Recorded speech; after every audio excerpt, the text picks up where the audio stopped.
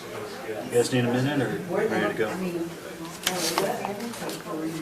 Okay. Shane, how are you? Good, how are you? You guys ready to go?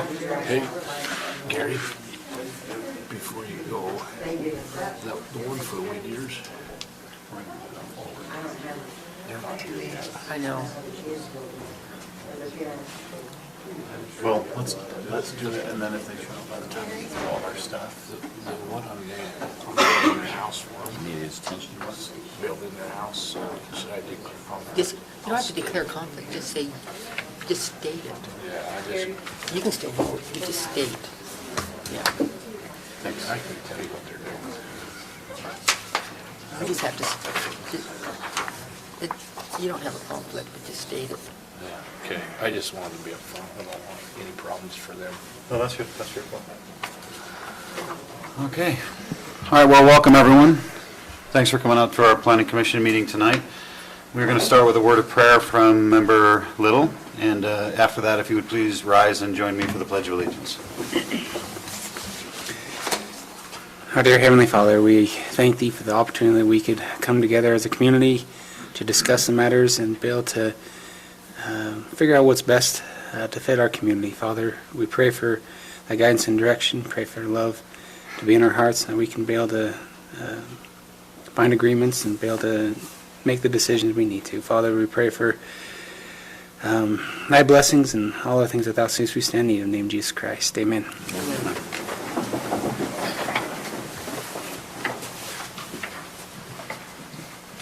I pledge allegiance to the flag of the United States of America and to the republic for which it stands, one nation, under God, indivisible, with liberty and justice for all.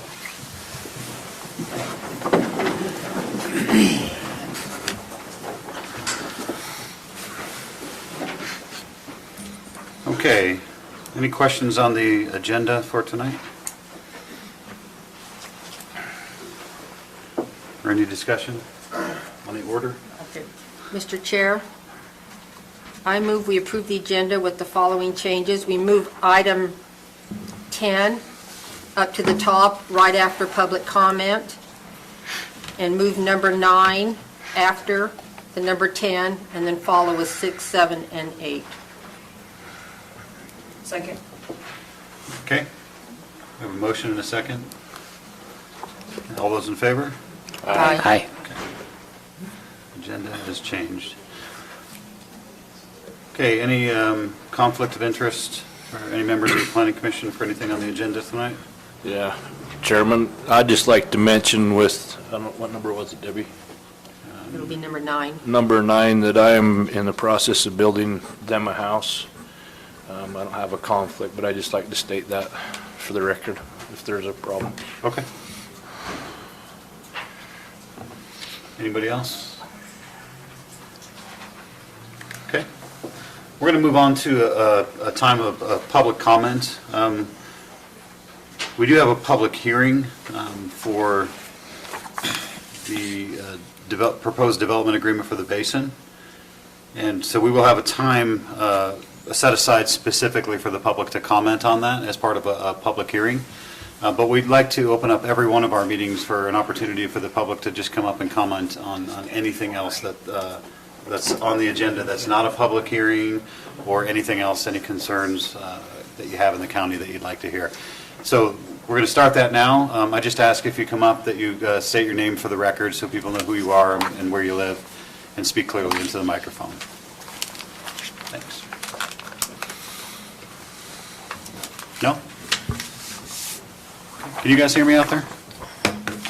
Okay, just wanted to make sure. Okay, so nobody's come up for public comments, so we're going to move out of public comments, and we're going to move on to the new item number 6, which is discussion decision Cottonwood Hills plat amendment.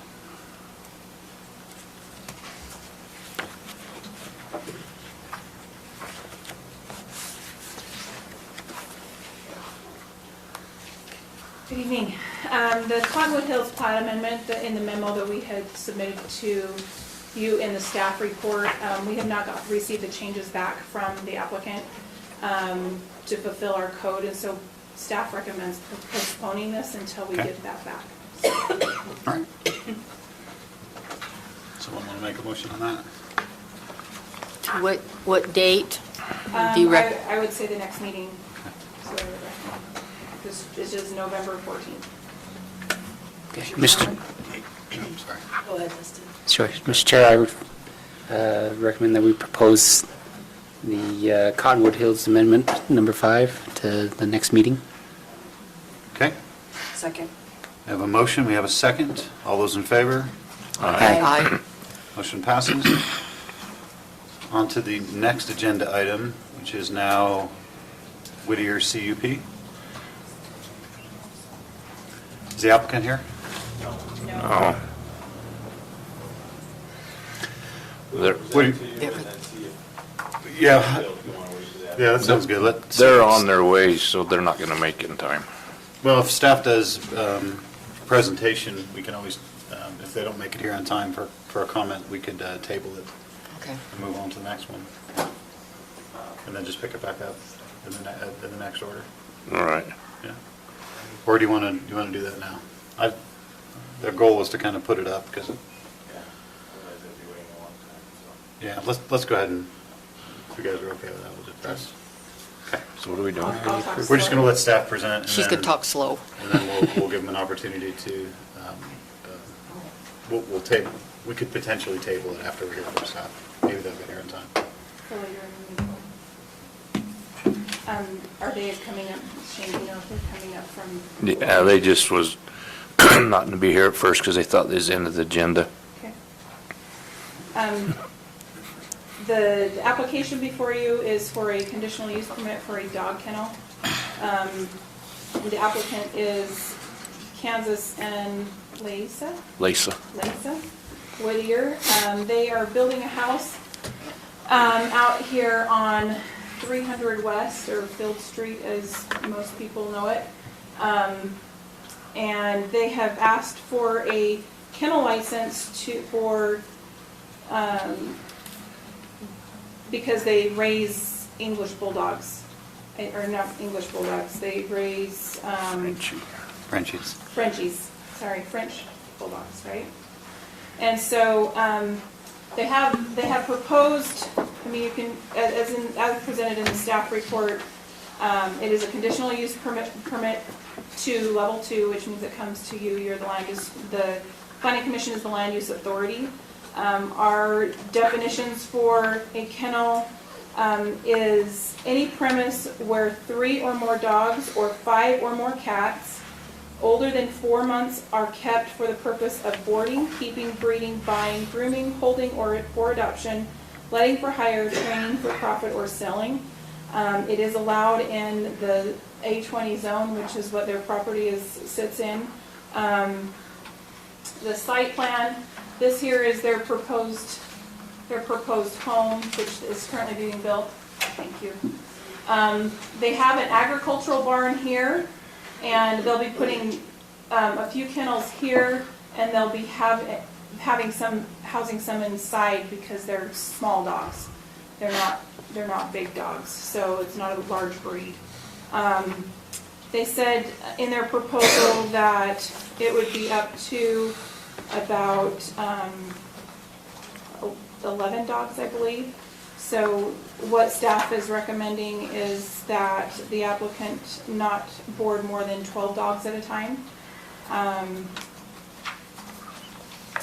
And that the outdoor kennels are limited to a designated 100 by 90 foot area indicated on the site plan. So just this area behind the agricultural barn. No structures shall be built in the floodplain. The floodplain does exist here. And it is just the corner, like along here, and then it comes back in here, I believe. But, so the kennels won't necessarily be structures, but anything would have to get a floodplain permit anyways. But the applicant works, that they need to work with the Weaver Morgan Health Department and the State of Utah Department of Water to ensure that the adjacent waterways are free and clear of pollutants. The reason why that staff recommended that is because of the proximity of East Canyon Creek. Again, you're still looking at, can't even see that number, quite a few hundred and something feet from that waterway. And so At one least. thing that they did state in their 400. their proposal is that they will be It's more bagging any of the excrements from the dogs and throwing them in the garbage. So it's not something they're going to be hosing off and putting into the ground. So I just wanted to make sure that our bases were covered on that. The applicant would need to make sure that the dogs are licensed through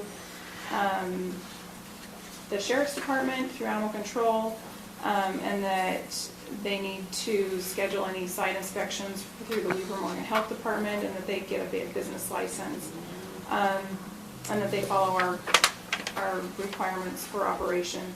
Other than that, staff is recommending approval. We didn't see any red flags on it. It's a very simple application process, so it's just required for anything more than 3 dogs to get a kennel license. And since they are breeding, they will have more than that. Any questions? You guys got any questions? Did I hear you say they're not going to build anything for these animals, or? Well, they'll have some outside cages, so outside kennels, but they're, because they're small dogs, they'll be, when they're babies, they'll be in the house, so that's where they'll be housed mostly, but they are putting outside kennels, That's the only and structures, huh? that's the only structures. So fencing. Okay. And a That's- doghouse. So, So that outside structure's not a building, it's just, no. Well, they'll actually go inside that shop. Oh, okay, so it's backing up to the agricultural building. That's where which that's is where the already- kennels are. So are they doing, and they didn't explain that too well, is they'll have, Yeah. what I understood from what Kansas had talked to us about was the fence, there will be outdoor space. There is. There's little doors that they can go in and out Okay, of that. They're temperamental, so they can't have too much heat and they can't have too much cold. that's what I understood. Not a lot different than English bulldogs. Yeah, so they'll have it set up to keep them regulated with temperature inside. So it's within that agricultural building and the use is Agricultural. agriculture, so. So this permit would be specific to a maximum amount Of 12 dogs. of 12 dogs? I think if you look at their proposal, I think I have that in here, for up to 11 Frenchies. Up to 11, okay. That's 4 months or older, right? Because if you Yeah. have litters, they're gonna have more than 12. Well, they can raise them up to, I think, it's 4 8 months. weeks, and then they can sell them. Mhm. Okay. 4 months, yeah. Any dogs 4 months or older, according to our kennel definition. They would count towards that 11.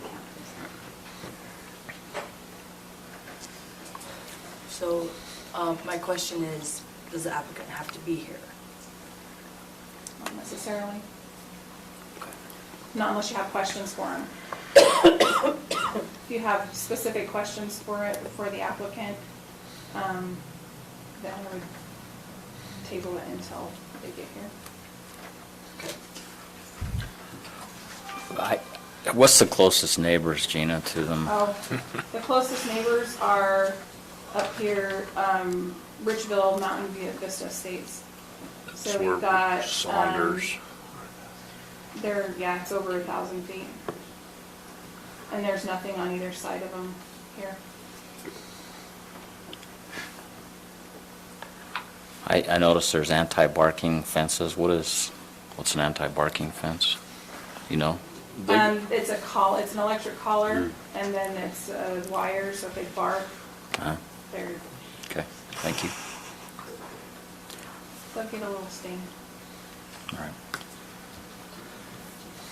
Well, does anybody here have questions for the applicant? No? Okay. Okay. It's not like we've had lots of time to read through this. Staff's presented it, so if you guys are ready for a motion, we can make a motion, we can either table it or make a motion on this right now. Mr. Chairman, Yep. I move to approve the Whittier Kennel conditional use permit for the purpose of boarding, keeping, breeding, buying, grooming, holding for adoption, letting for hire, training for profit, or selling, file number 19.07, subject to the findings and conditions listed in the October 24, 2019 staff report. And I'll second that. Okay. Motion and a second. Any further discussion on that? All those in favor? Aye. Motion passes. Maybe you can turn them around.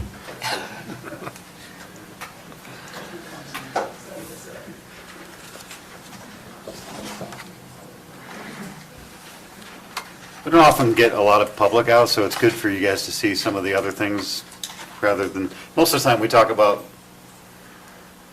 controversial things in the beginning and then everybody leaves and then we spend the rest of the evening talking about dog kennels and ordinances, so.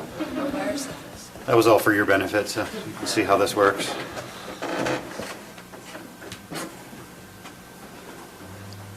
Okay, on to the next item on our agenda.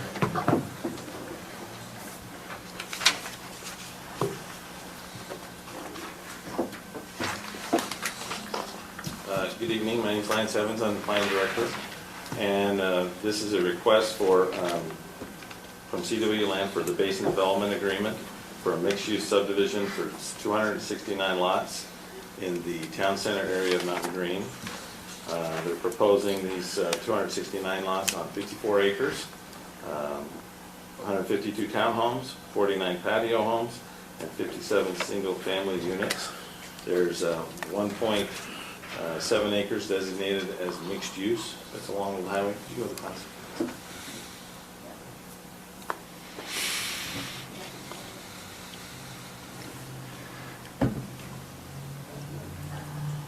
Oh, too far. So the exhibit PDF, we'll look at the concept plan. They also have 7.6 acres of parks, trails, and open space in the concept plan. Staff has gone through and looked at the development agreement as proposed, and also the design standards, the concept plan itself, and compared that with the town center ordinance and the development agreement ordinance, chapter 21 of the code. And found that there's a lot of elements and items that we'd like to see a little more clarification on and improvement of. We've met several times with the applicant, but we haven't been able to make too many modifications.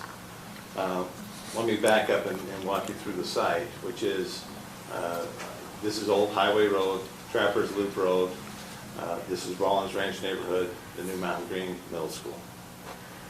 Last year we platted 2 lots and this road, 5,000 West, which would provide access to the school, obviously, but would be access for this project. This future commercial area here is actually a different ownership and is not part of this application. The acreage that we're talking about is in the green, yellow, brown, and orangish color there. So it just comes over here. And the single-family homes in this area, and I'll let the applicant get into a lot more detail. I'm just going to do a high level on this, but single-family homes, larger lots, very similar to what's in Rollins Ranch, trying to blend with that. Central area would be patio homes, and then this is the site for the future townhomes over adjacent to Trappers Loop. They also have these mixed-use areas down along the highway, or on Old Highway. They've done a good job of adding in open space buffers, trail connections at different places, so that the pedestrian environment, as depicted in the town center ordinance, is met. But where staff's concerns come in is the some of the development agreement language that allows flexibility that varies from this site plan or this concept plan that we're looking at. I understand that the developer wants to have as much flexibility as possible to, make things fit. We're early in the process, but at the same time, the county, at least staff feels, needs to, nail down some specifics so we have what to count on. And so that's part of the reason for the denial. There are residential design standards, which, obviously would apply to most of this. They're similar to Rollins Ranch. And I think they are adequate and would ensure that we get a good-looking product. But there's no specific design standards called out for the mixed-use area or any commercial that may happen. And then the big item really is that in the general plan in the town center discussion and then in the ordinance, it discusses the mixed uses are to be considered, but they need to be mix of uses. And what we're looking at here is primarily a residential. It's different residential products, certainly, but it's not the mix with commercial and residential combined. We have some amount of mixed use on along the old highway, but it's just lacking in what the intent of the town center ordinance is. The applicant submitted a economic analysis that kind of got into some of the reasons why they don't want to do commercial there, and I'll let them explain that further. But I think staff overall feels that there needs to be a lot more detail and specifics nailed down in the development agreement before we can recommend approval on that. And I think I'll just turn my time, answer any questions you have now, and then turn the time over to the applicant. Yep, before we do that, can you just give us a little more context for where we're at in the process? A lot of times the public isn't here, so it's always a good opportunity for us to refresh us as well. Okay. So the current zoning is... this property is on town center. It was rezoned town center, I'm trying to remember, several months ago, last May, I believe, okay. As part of the planning for the road to the middle school. So the underlying zoning is town center. Correct. Do we know what that is? Or can you get that quick enough? Do you know? Just pull up the definition of what that means. And, or the use table? The use table, please. You got it right. You can do it quickly. Go up to the staff report. Yeah, that's great. That's perfect. So that's the current zoning map. So the current zoning map is the blue, of course, is the town center and the 54 acres we're discussing. This is the commercial shopping that's on the corner, already existing zoning. Okay. For commercial use. And the middle school to the north, yeah, Rollins Ranch. So one of the things I wanted to clarify was that I've seen some stuff, I've seen and heard some things in the community that this request tonight is a rezone. This is currently zoned town center. This is not a rezone application. This is correct. Okay. So can you get to the definition in the tables just to help us understand what we're talking about? Zoning ordinance? Yeah, please. Zoning ordinance. Well, and while she's doing that, let me back up and say that the general plan was amended to create a town center land use designation. And that designation called out for the mixed use vertically and horizontally of this area. Right. And the general plan, this is the area along with properties to the west and south that the county adopted as policy to have as a town center area. And in the process, we developed the ordinance with the design standards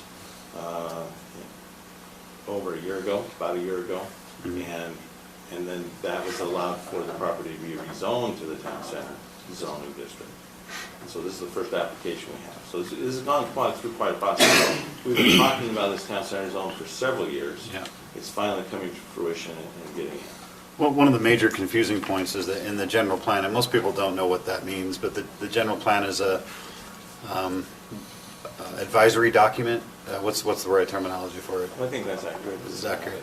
And it's it's written after collecting public input to essentially say, what do you want? What are the broad strokes that you as a community want?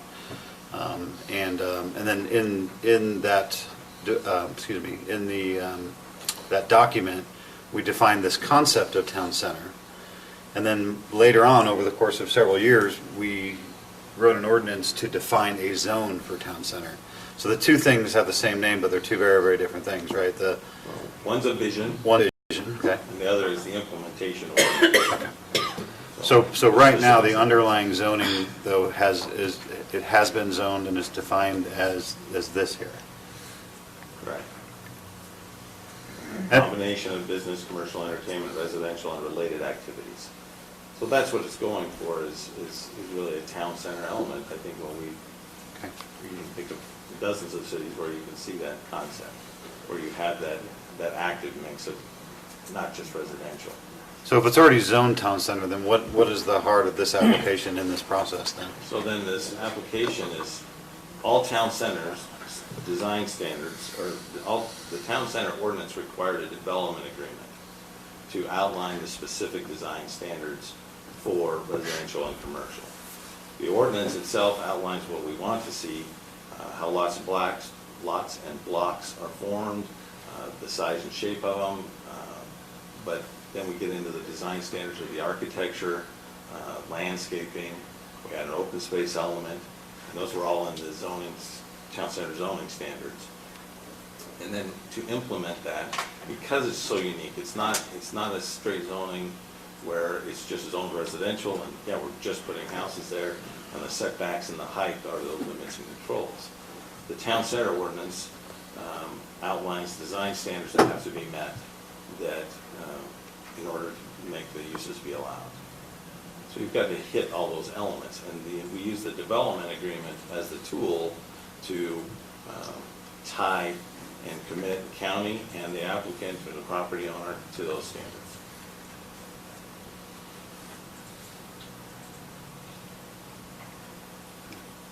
I appreciate that. That's helpful just to kind of give context for where we're at in the process. Can I ask a question? Yeah. So is this the only town center we have on our future and general plan, on our, sorry. We have it on General our- plan. This is the general plan actually outlines areas beyond this 54 Sure, yeah. areas for the town center. This 54 acres is the only place where we have rezoned a property to town center. Okay. So we don't have any other places in the future that we're planning on having a town center in It's in the Morgan? ordinance, and someone could ask to rezone, They could, okay, potentially, if they'd like. okay. This was the main focus and purpose of the town center ordinance, is this whole area around Trappers Loop and Old Highway Road. And if I recall, the study done, is it the DAP plant? This is kind of where they wanted to focus more of the town center commercial zoning anyways, is what the community studied and found, okay. Exactly, the pedestrian design, heavily designed environment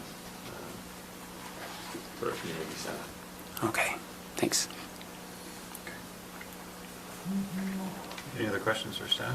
Yeah, I have a question, more procedural. We have a pending ordinance to define mixed use, and that was sent back to us from the county council at their last meeting. So where do we stand with trying to get an application to fit when we don't have the definition codified yet Well, to what mixed use is? sure. We do have mixed use called out, at least right here in the intent section, that it's a combination of these elements. So what we were doing with that pending ordinance and then the revision to that was just further clarification. It's not like the standard doesn't exist, but we wanted to make sure and clarify it a little bit more. But they can be held to the pending ordinance still. Because the pending ordinance was started prior to the application coming in, it was my opinion that yes, they can. Even though we don't know what it'll end up. Well, we don't, but I mean. Yeah, okay. But it should be done shortly. We can't, well, I don't think one precludes the other. We can keep moving forward on both of them. Okay. This application needs to be reviewed on the current ordinance that we have with consideration to that pending ordinance. The pending ordinance doesn't change any intent, it just clarifies. But it was attempting to clarify the amount of commercial and residential in a mixed-use development. Correct.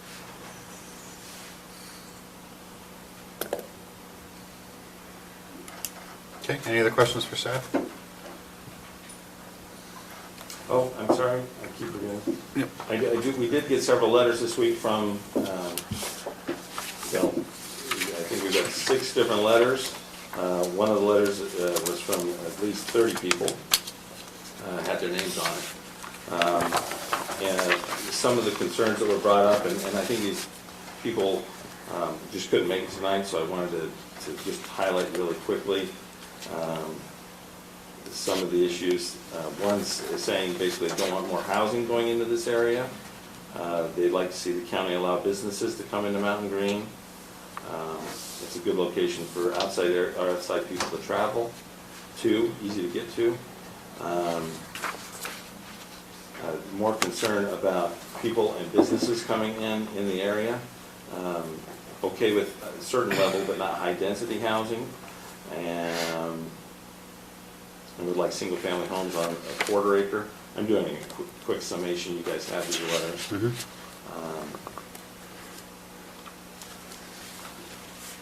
They concerned about the town center allowing higher density housing.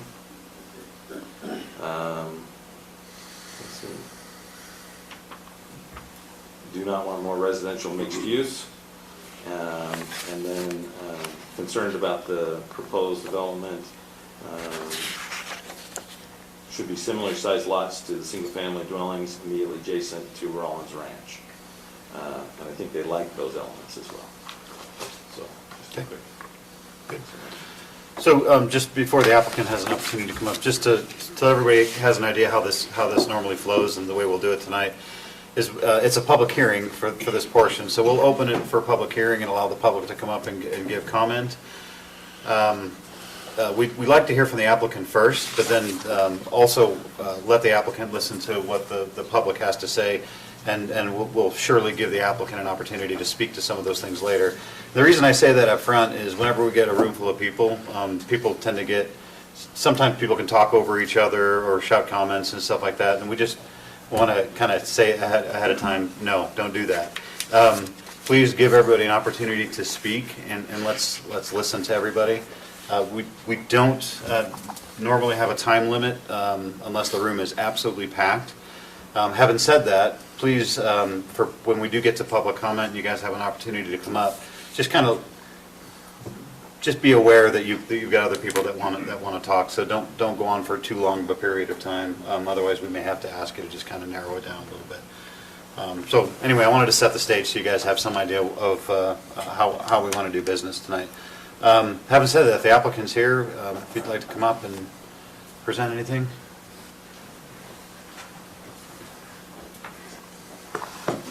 Mr. Chair, Commissioners, thank you. Thank you so much for your time tonight. Appreciate this opportunity. I want to thank staff for their analysis and their input. We appreciate that. My name is Greg Day. I'm with CW Land Company. My address, our business address is 1222 Legacy Crossing number 6 in Centerville, Utah. We've been at this project for over a year and some time, and it's been really exciting. We'd love to get to know the community up here in Morgan and Mountain Green. We spoke with many residents. We've had many residents in our office, and it's been really kind of fun. I want to offer a little bit of background about us for benefit. Maybe some of the commissioners are new or haven't heard of us, but also for the public. We're a development company. We primarily do development in 3 different divisions. Down in southern Utah, we do master plan communities and we build homes. Those are great communities. They're highly amenitized. Sometimes they're not rentals, sometimes they're not. Some are small, some are big. We're very familiar with how to do a master plan community.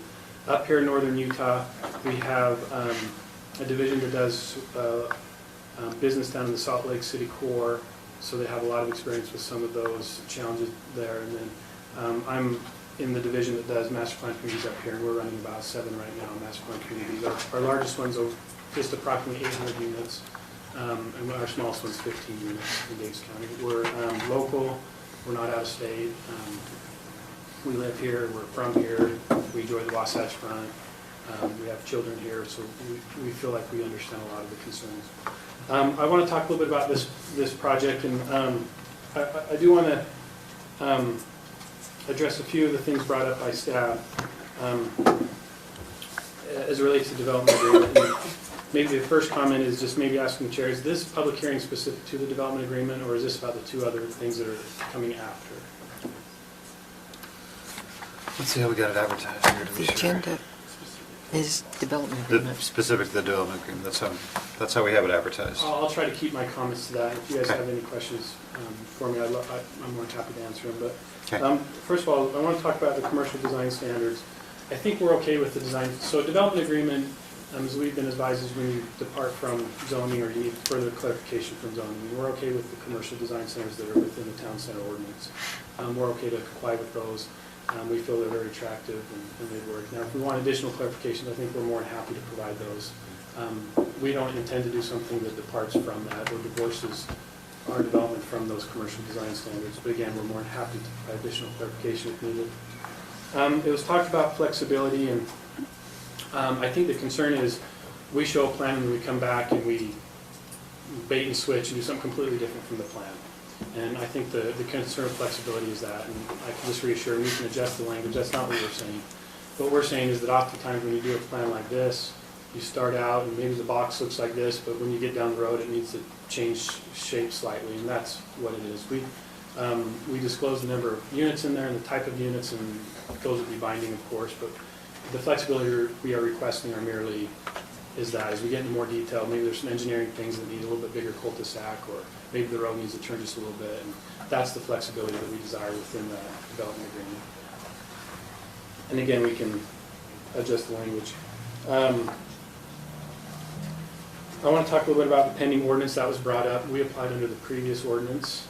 Our experience is that if a city or county wants to change ordinances, they can do that, but we applied and we're measured against what we applied. You know, we're frozen in time from when we make that application.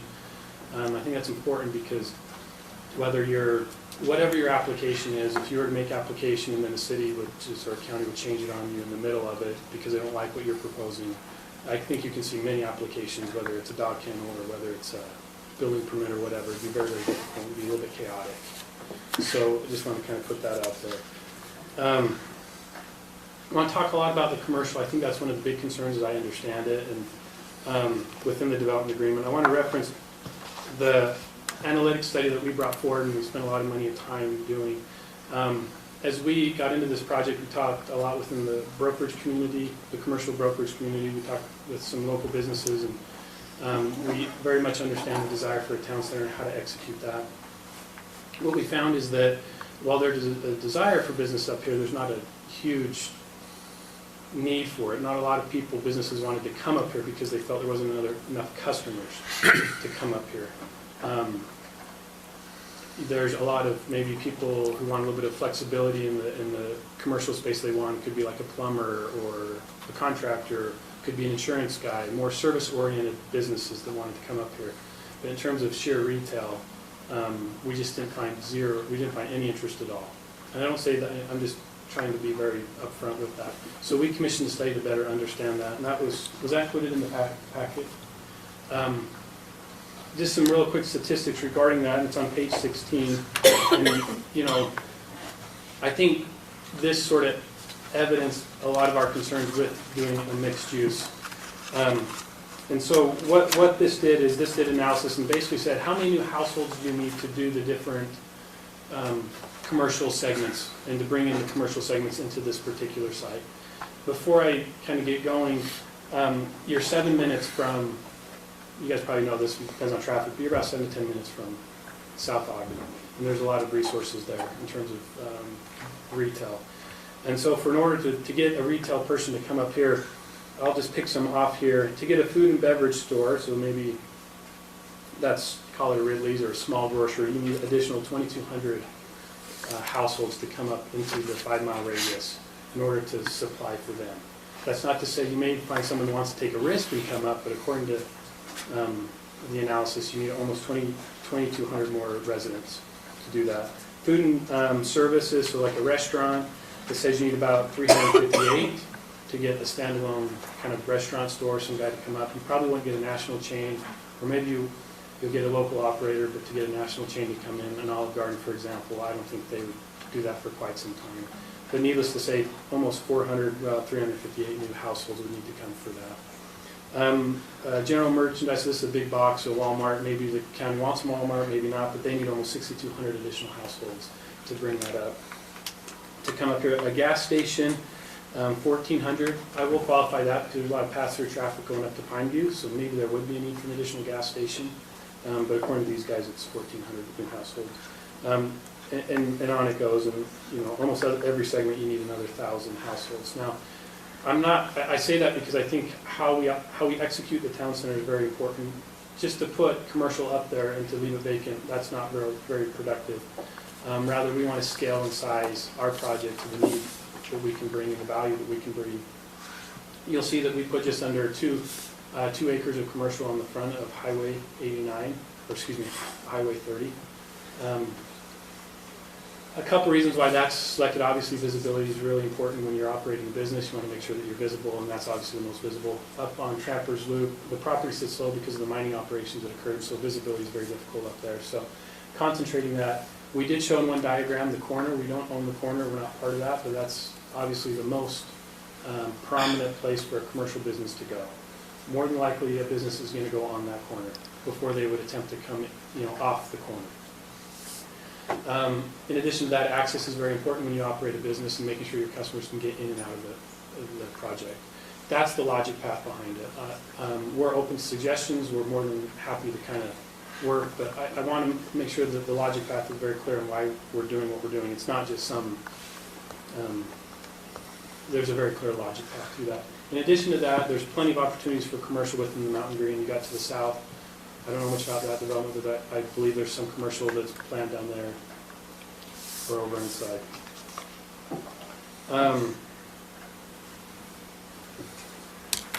I think I addressed that. Is there any questions on that? Anything I can clarify for any members of the Planning Commission? I don't know that. Any more clarification on any of those points? Getting into the plan itself, I'll go into a little bit of detail because it's an exhibit of the development agreement, and then if there's any further questions, turn it over to you guys, and then maybe we can have the public hearing. We'd love to hear feedback. We have met with several members of the community. We've made different, as we've met with them, we've listened to them, and we've made and implemented all the changes that have been expressed to us that we can control. Primarily, a lot of people are concerned with how we interact with Ron's Ranch. Initially, we wanted a vehicular access. Ron's Ranch, I think, has one access point. There's many residents that were concerned about that, so we've taken that off. In addition, the HOA would have to agree to help us build that road, and so we've taken that access off. All of the lots that abut that are very similar in size, not the same size as what you see adjacent to Ron's Ranch. It's very, we've done that intentionally. In addition to that, there's a buffer there. There's a little bit of a slope there, so we don't want to put lots that would encumber a slope. We want to be smart about it so that people don't try to encroach on that slope, rather. We've left it as an open space so that I think it'll be a great amenity and a good buffer for those residents. We don't want to interrupt their lifestyle and all that.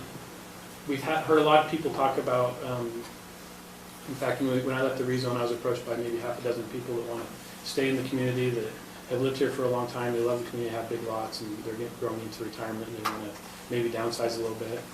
As we look further into that, we found there's a great need for patio homes, and that's why you see there. So the intent there is maybe to get some people who don't want a big lot, they're a little bit older, want to retire in the community, and this would be a great place for them. Excuse me. On the west part, yeah, we've done some townhomes. That's a conditional use within the town center ordinance.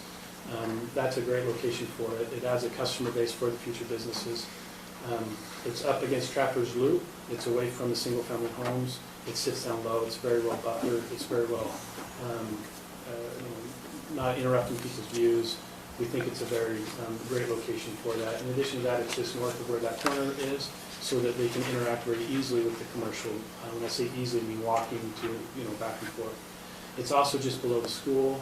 And we've really focused on trying to make a pedestrian access very safe for children to go up to the school that may live within this community. You'll see on the west side of that spine road, you'll see some green space. That's very intentionally designed. There's going to be a trail system that'll be there, so it'll help get some people north-south access into the school, which I think will be beneficial for everybody. And some other sort of nuances with this, there will be a east-west trail from Rollins Ranch into what will be the future commercial, both the mixed use we show on the plan and others that are built within that intersection. We think that pedestrian circulation is very important. Somebody told me the last meeting I was up there that it'd be nice to walk over and get an ice cream sometime, or it'd be nice to have a little mom and pop shop and they can be able to walk over there. And we're trying to accommodate that need. In addition to some of these site considerations, we've spent some time on architecture. Whenever we do a project, we put a lot of limitations on architecture, and that's to make sure that the surrounding community members have confidence in what we do, and they're also to protect their value. I don't think I've ever done a project where the project coming next to them has ever devalued their property. Building materials are better each and every year.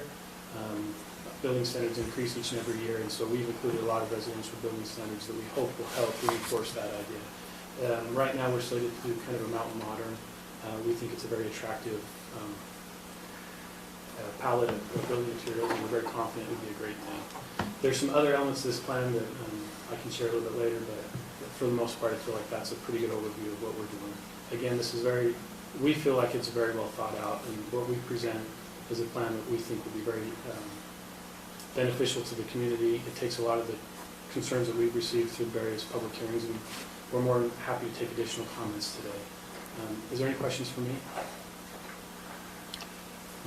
No, not now. I think we have some questions, but if we give the public a chance. Do you guys have any questions first, or do you want to wait until after the public hearing? I had more question back on Lance, but Do you want to ask staff now, or do you want to go to the public hearing and ask later? maybe ask staff. Okay. Thank you, I appreciate it. Well, just another quick question for staff then before we go into public hearing. Okay, a question. My understanding is that we did formally start the pending ordinance before this complete application was received. Correct? Okay. Okay, so we'll have a discussion on that after we get through a few more things.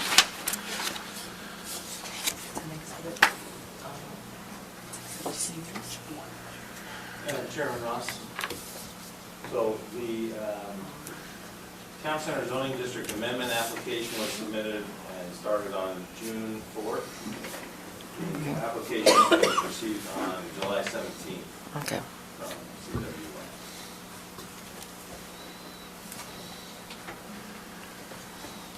Thanks for that. Okay, someone want to make a motion and we'll go into public hearing here? Mr. Chair, I move we go into public hearing. We have a motion and a second. All those in favor? Aye. Okay, so we're now in public hearing for this item on the agenda. Again, I just want to remind the public to please come up to, is there a microphone up there? Okay. Just thought of it. Okay, got it. You're having trouble hearing me? No, the applicant. Oh, okay. So I would just ask the public come up and, again, address us and let us know your concerns and try and speak as clearly as you can. The way public hearing works specifically, it's your opportunity to come up and talk to us. It's not a dialogue. We just don't have the luxury of being able to do that with this many people and a full agenda tonight. So just understand that when you come up, you're going to ask questions. We're going to be taking notes. That means we're listening to you, and we're going to try and get those answers to you tonight, or we'll discuss trying to figure out a way that we can get those answers out to the public. Any questions on that? Okay, let's get started with public hearing then. We have some lights. Thanks. Anybody?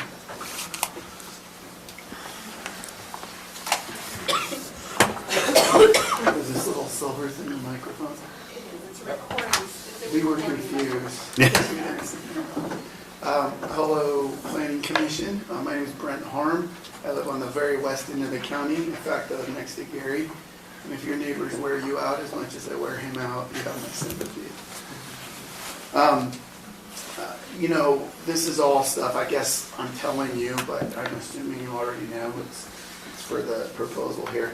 As great as Mountain Green is and as great as Morgan County is, it's not perfect. There's lots of problems, we know that. Living over there on my end of the county, one of the biggest problems I have is traffic. When I try to pull out of my driveway onto Old Highway Road, depending on the time of year and the time of day, I could be waiting quite some time, whether I work on the air base, so whether I'm going into work on the Air Force Base or trying to come in towards Morgan, I could be there for a while, waiting for ski traffic to get up to the ski area. Did you know there's a ski area like 8 minutes from here? Or to the reservoir, or maybe there's a herd of bicyclists or motorcycles coming through in the summer. The point is traffic does a lot. When I hear about hundreds of housing units going into an already congested environment, it very much concerns me. And then furthermore, I don't see any plan for parking or anything like that. So that concerns me. Another issue I have is the way the tax situation is right now in the county, the way it's so geared towards residential property taxes. That's not sustainable. We need commercial, not just for the entertainment, for the benefit of being able to go somewhere for, maybe dinner on Sunday, but we also need it because we need to shore up the tax base. And continuing to double down on the flawed methodologies of residential taxes it's not going to work. I think you know it, and it needs to be fixed. And so I suspect that's part of the hard work you guys have put into this town center plan in the first place. I'm concerned about the water. We're already sort of, I don't know if we're totally tapped out. I'm sure you are far more aware of the water situation than I am, but I'm not sure what part of this proposal is related to that. So I won't say any more about the water rights. There's nowhere on our side of the county that's really a commons if you're not LDS or you don't go to Kinsmith Park. I run into my neighbors more at work on the Air Force Base. I should say outside of the neighborhood. I run into them in the neighborhood all the time. Run into is not literal. I visit them at work. I see them at, like, say, Walmart in South Ogden, and I don't want a Walmart for what that's worth. I don't want a big box or an Olive Garden. I don't want any of that stuff. But what I do want is a place where we can go spend time and run into our neighbors and be with each other and have a community. Mark Twain once has this little pithy quote about there's two types of statistics, lies and damn lies. And I'm not sure if these statistics factored in the fact that there is a ski area that's pretty world class about 8 minutes up the road. If you look at places like Breckenridge in Colorado, it's a very similar relationship between the village and the mountain. And I would think that if we're going to talk about our expertise at delivering amenities, we would maybe key in on that and realize there's a transient market here, not just a residential one, of people who will come here for vacation. Do you know Snowbasin was ranked as the #1 small ski area in the country by Forbes magazine? And that business is going to go somewhere. If they can go somewhere. Right now, the only place they can go is Ogden. But if this was developed as the village for Snowbasin, there's a lot of potential there. There's summer activities, the bicycling, the fly fishing in the Weaver River.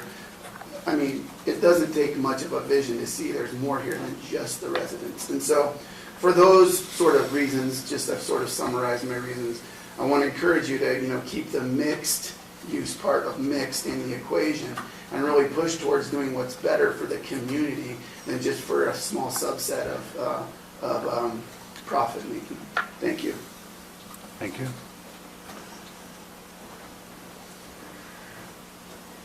Good evening, Commissioners. Nice to be back with conscientious planning. I'm Charles Pigg. I live in Rollins Ranch, and I've been here several times talking about how important it is for our neighbors to be able to walk through a nice village. And our neighborhood has already planned with sidewalks, and it's like a village.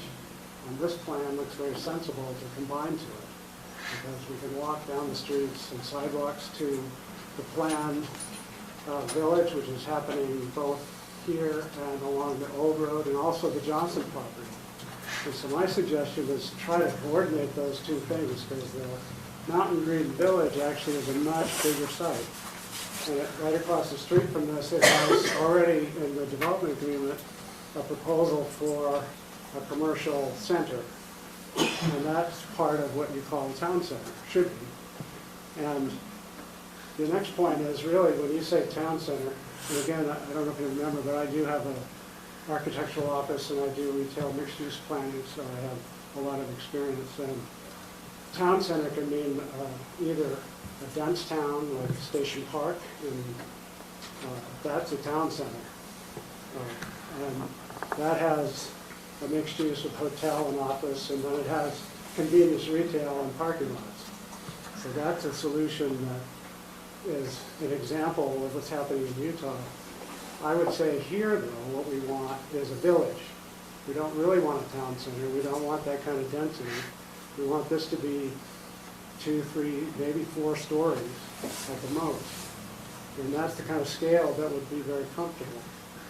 And this other point for me in my experience is for commercial planning and for the retail side, what was just said is exactly true. The rooftops matter. You can't build something with there's not enough customers.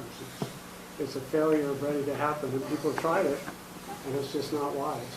So I come to the meetings also about Wasatch Peaks and trying to talk about how that's people that could add to our village, as I'd like to say.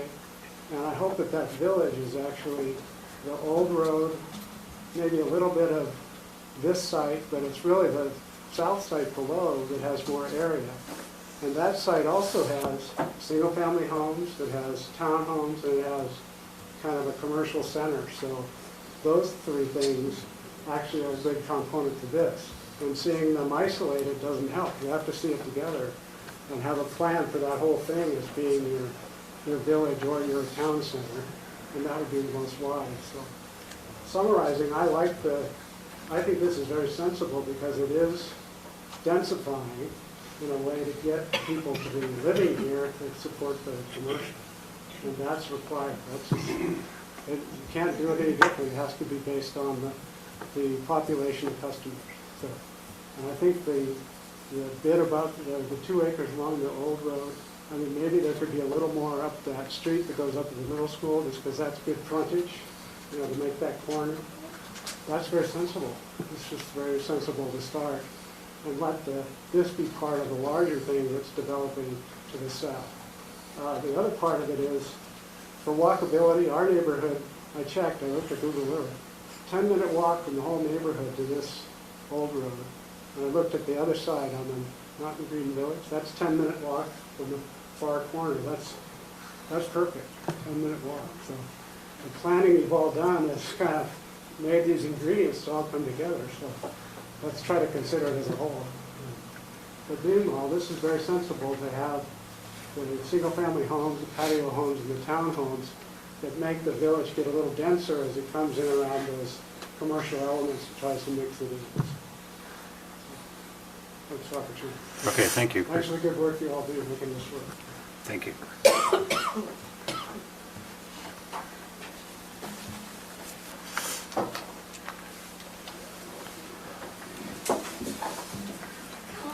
My name is Rod Taggart. I live in the Mountain Green area. It's interesting to see this.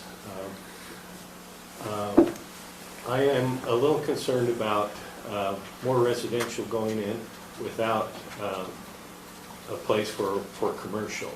And my concern is that once you fill up an area with residential, then there's no place for the commercial to go. And I think it's easy to say, well, there's other property available that can be developed for commercial. But I just think that even though there may not be enough demand to warrant commercial, I think it'd be wise to set aside some property for future development and just use that as green space. I know that the developers don't like that because it's property that is not bringing in any revenue. But that's my only concern, is that once the property is built with residential, you're not going to go in and say, well, I wish we would have designated that area so that we could put in a small grocery store or a small restaurant or something like that. I think it's a good idea to have a community that is that you can walk to. I think that it's nice to have an area where there's a gathering space for people to come and gather. And I'm not totally opposed to this. I just think that those things should be taken into consideration to make sure that down the road we have this village that everyone can be proud of and can enjoy. And when you look at other communities where there are ski areas like Big Sky, there's a village down below, Ketchum, there's the village there, and then there's Sun Valley. And I think that we need to try to do what we can to enhance the area and make it more desirable for people to want to come, spend time here, make trails up in Sun Valley. They've done a great job of making trails where people can bike, walk, and enjoy the area. And I think that that's something that we should shoot for here. Thank you. Thank you.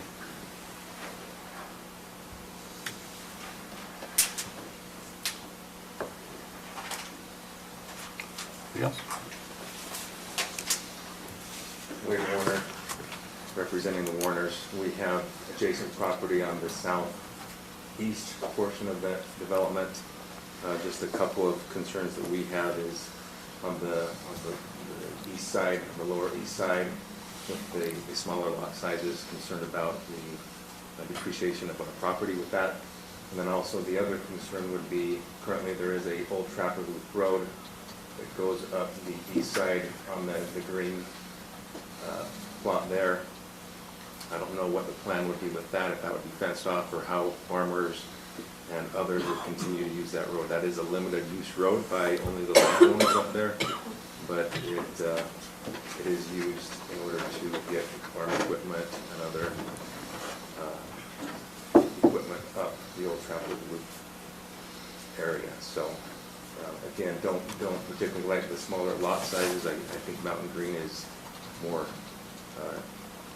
adjacent to the larger lot sizes, but those are the concerns that we have as an adjacent landowner. Thank you. Thank you.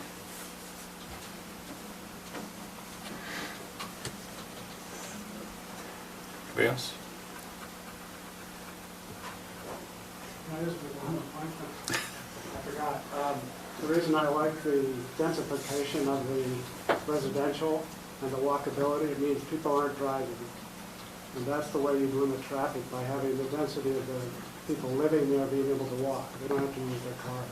And that'll keep this more of a pedestrian feeling, which is the right scale. Thanks.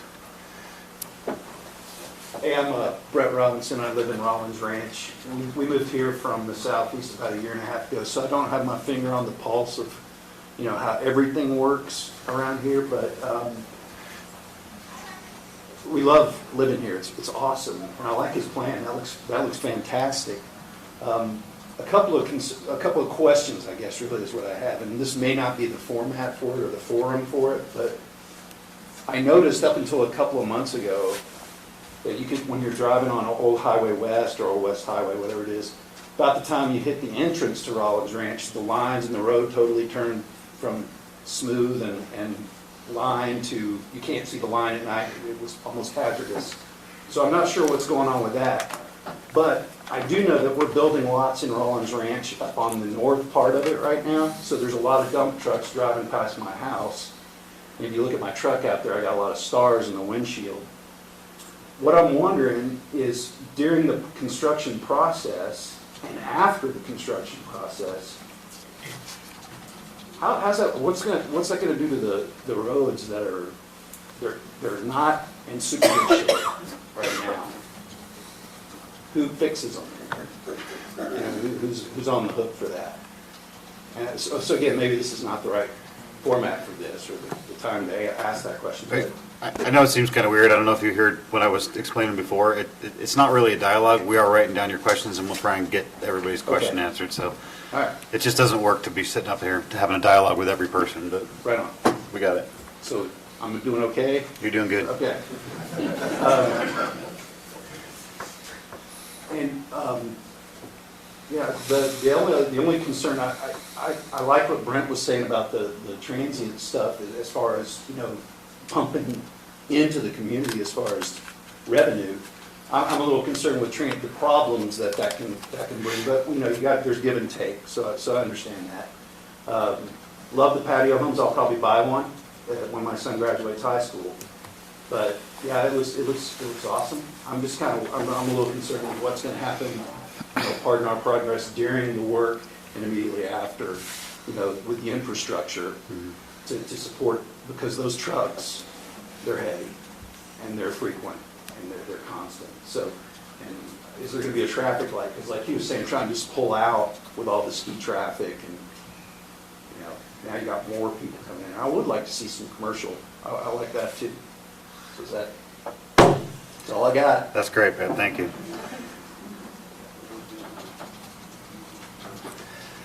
Anybody else? I'll just, Yeah? my name is Catherine Hoover, and I live in Rollins Ranch, and I don't have a whole lot to say, but I will say that I wanted to come because I'm very positive about the development that's happening here.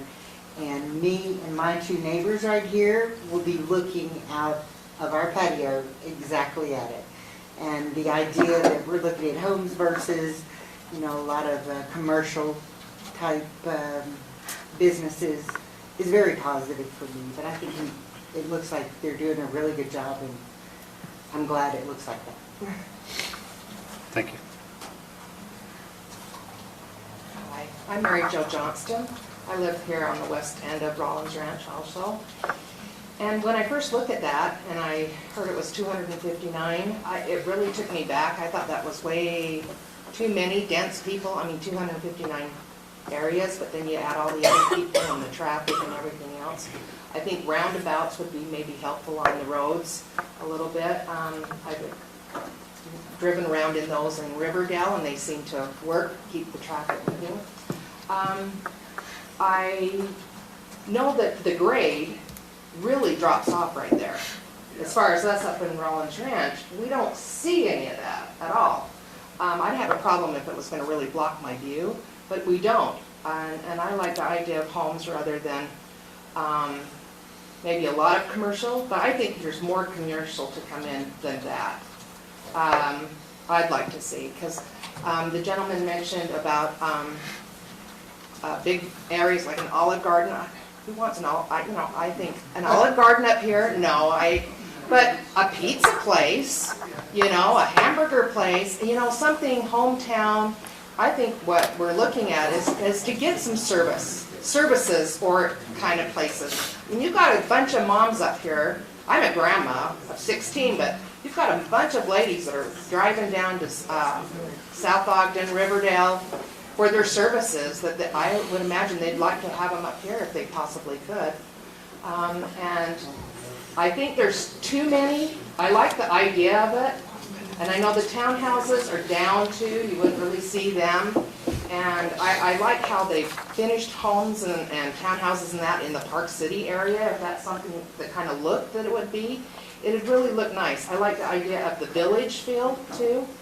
But the biggest concern I have is the water. After moving up here after 35 years in South Ogden, we've been here 3 years now. Water is crazy up here, and you pay for it too. We have never had a problem, but just it's a constant conversation about the water and the water rights. And I've never done this before, and I'm glad I did. And thank you. We're glad you did too. Thank you. Anyone else? No? One more shot? Okay. Okay, if there's no one else, you want to make a motion? Will we go out of public comment? I'll second it. Hearing, sorry. Public hearing? Yeah. So we have a motion to go out of public hearing in a second. All those in favor? Oh. Rich Cosby, Well, resident of we can do it. Mount Green, I live up in Trappers Point. My concerns I share with Mr. Warner, the density I think is way too dense. Those lots gotta average, what, less than a quarter acre?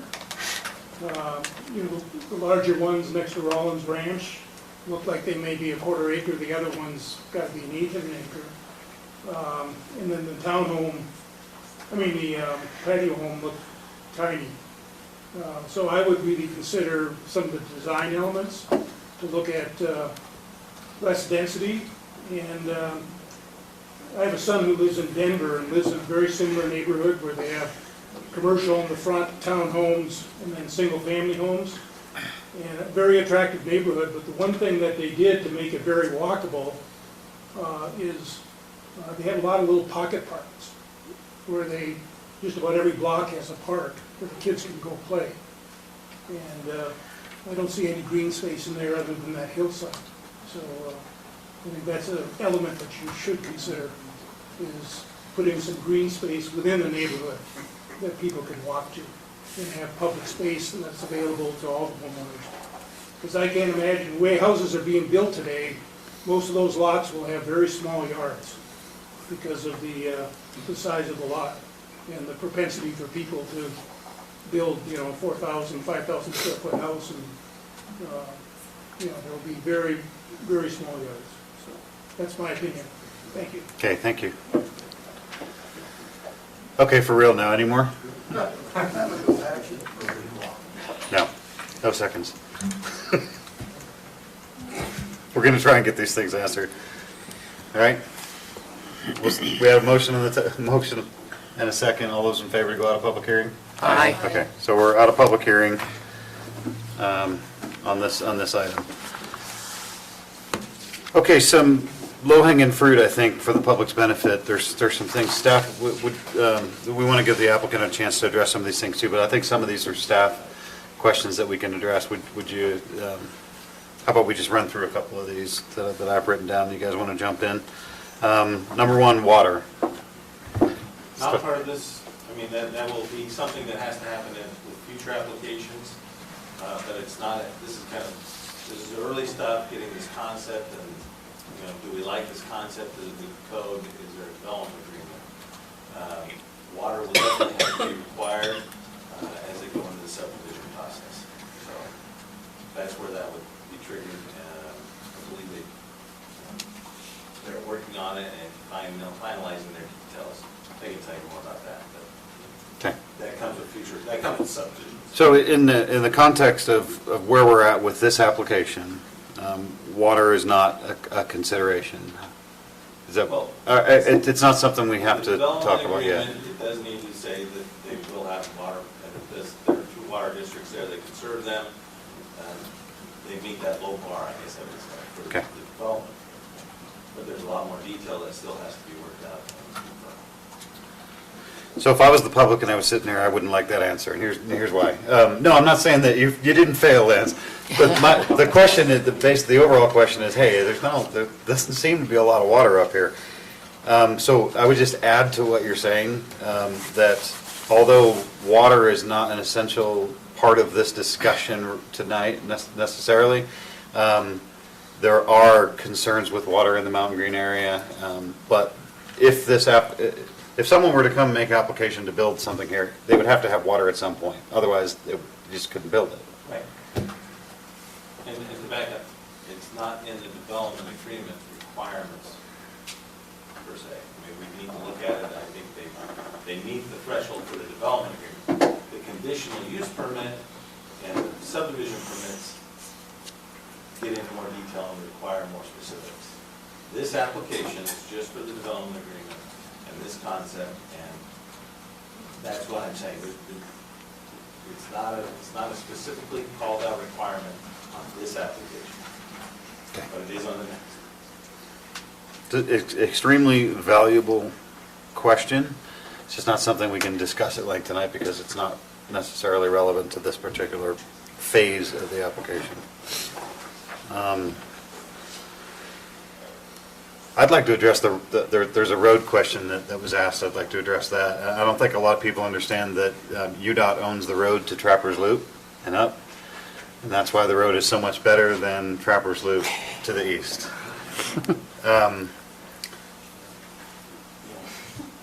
You know what I'm talking about? Well, I mean, that road was just repaved, It- I think. it was. Right in front of 5,000 West. Right. A little off topic. Till there. But- Right to there. And then chip sealed further to the west. Right. To help preserve that road. I'm wondering if the chip seal striping is a little harder to see or something. Well, I think until this year, it was in bad. You can see it. Folks, guys, there's a lot of discussion. Guess what? This is our turn. And just please allow us to have our discussion. We'll try and get your questions answered. And you're going to miss something we say, and it's going to be awesome. So, as a resident of Mountain Green, I think I know what the residents are talking about. Up until last year, there was no striping, and it was to the east of that, it was in pretty rough shape. And I would be concerned as well about, we just re-chipped that. The county doesn't have a lot of money. UDOT's obviously got way more money because to the west of Trappers Loop, the road is in far better condition. Speed limit goes up a little bit, all that. So if construction comes in, what's going to happen to the roads? And I think I know the answer. Help me. The answer is everybody that is licensed pays part of the fee, and they're all part of that. And the county has a budget to repair roads. And Yeah, I mean, I think it's in the budget. I think the county doing the best they can to maintain those roads as best we can. So after construction, if it wears, then that might accelerate the wear on the road. But I think that the primary roads will be addressed as soon and often as possible. in the normal maintenance schedule. Normal maintenance schedule.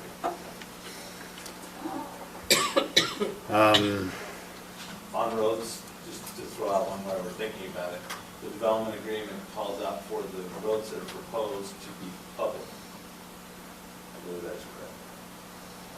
Applicant, yeah. So those roads then get turned over to the county after they're constructed? Subdivision process. Right. But that would be a long term, as proposed. Okay. So to ask the general question then about traffic, UDOT controls essentially everything to the west, and then any development that comes in, is there a point where a traffic study is needed or requested or asked for during this process? Through the subdivision process, if required, a traffic study can be proposed, can be required. At the subdivision At the process? subdivision. Okay. Preliminary plat is I'm a just- traffic study. Just trying to live up to my promise. I promised them that we try and get to their questions so that we can walk through these things. I got a few more things. Do you have anything written down? Yeah, I have a few things. Okay, my question is, we have 3 items on the agenda. We're dealing with the development agreement now, but the concept plan is, the development agreement's tied to the concept plan. And We're confused. Can you explain this process, please? I'm kind of going circular here. If we disagree with the concept, how can we approve the development agreement that's already tied to a concept that we, Correct. so it's intertwined, but we're trying to address them separately, and it may be hard. I think it's a very complex process, and it's a dynamic project. And so trying to address all those, and we run into this with a lot of different projects. There's questions that we answer. The water is a good example. We deal with water at subdivision. It's conceptually addressed here, and but it's not, the detail's not there. So that's what we have here, is the development agreement is one specific application. It outlines certain criteria.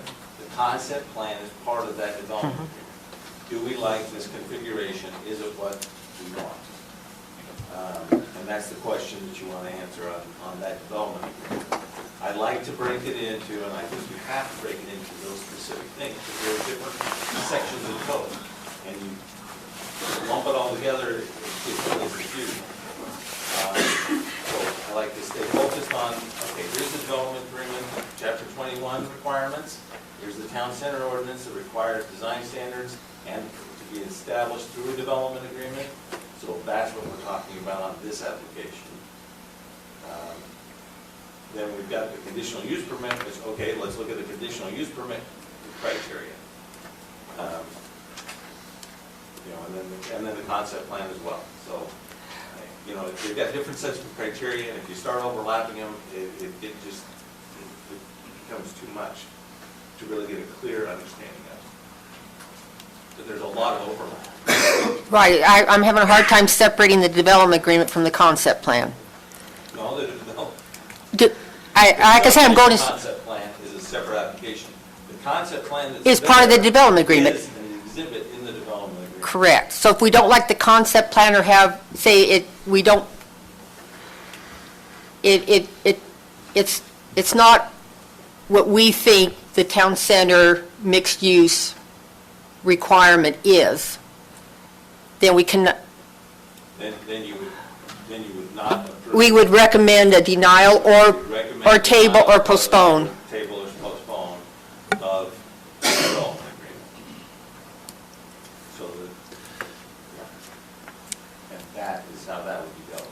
And it's hard to determine the intent. Tied to that concept plan with the development. Correct, but the intent of the ordinance, we don't know what that is yet because it's not complete. Again, it's depending which, I believe we are going to hold this, The intent does not change in either the pending or the current ordinance or the future, or the pending ordinance. The intent and the language is still there. We're just clarifying with the pending ordinance. yes, but that's commercial residential and how much, and that's integral to this development, I think. And that's what you Okay. guys discussed. I have a comment about that, though. So we've been talking about percentages of residential versus commercial, and I for sure know that it's not 3%.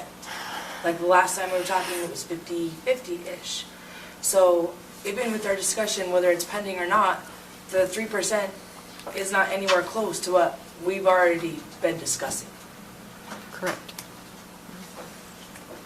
So, back to Debbie's point, there's three things on the agenda really about the same discussion. Two of them are administrative, one of them is legislative, and that's why we're having the public hearing on, and it does all blend together in the public hearing. The public has a comment, or an opportunity to comment on the whole thing, but really there's three separate pieces of it. So, to Lance's point, we do have to kind of address the requirements of each one of those, and that's why it's broken out on the agenda that way. So, back to Debbie's point, the concept plan, get these in order.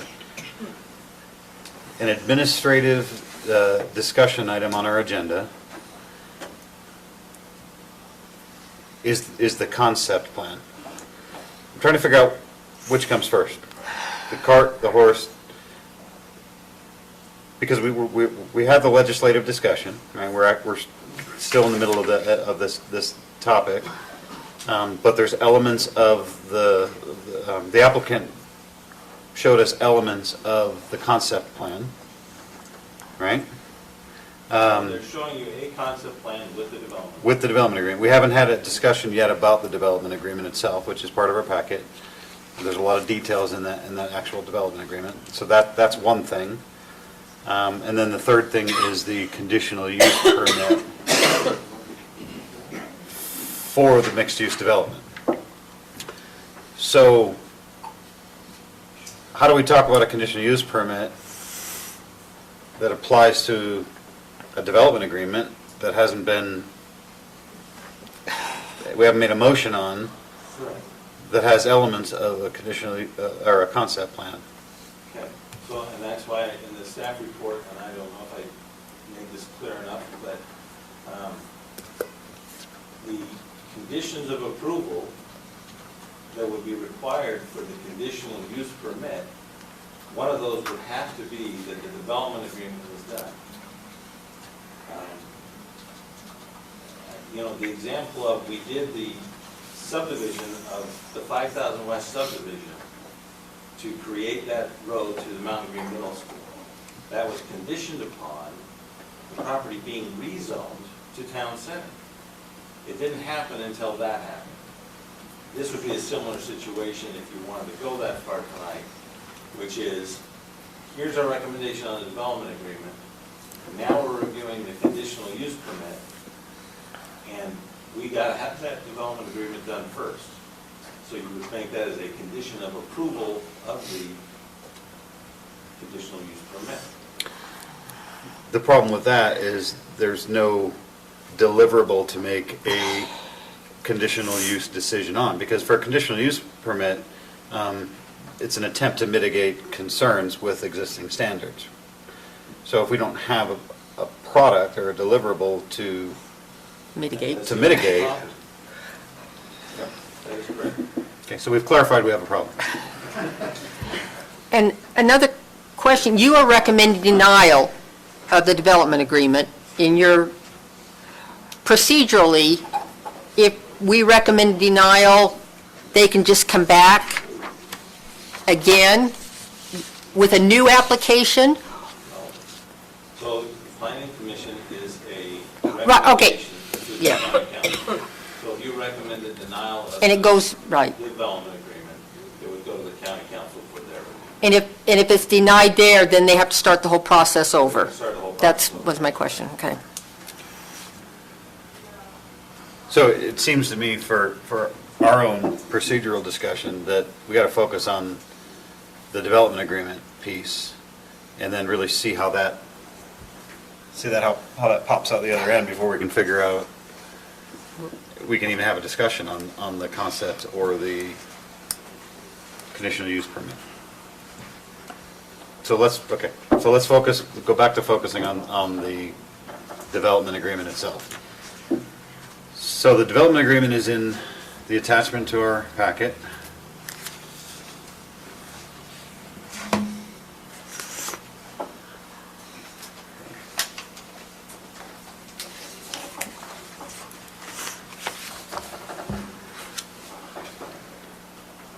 And the development agreement itself is more than just the pictures that we discussed tonight. There's quite a bit there.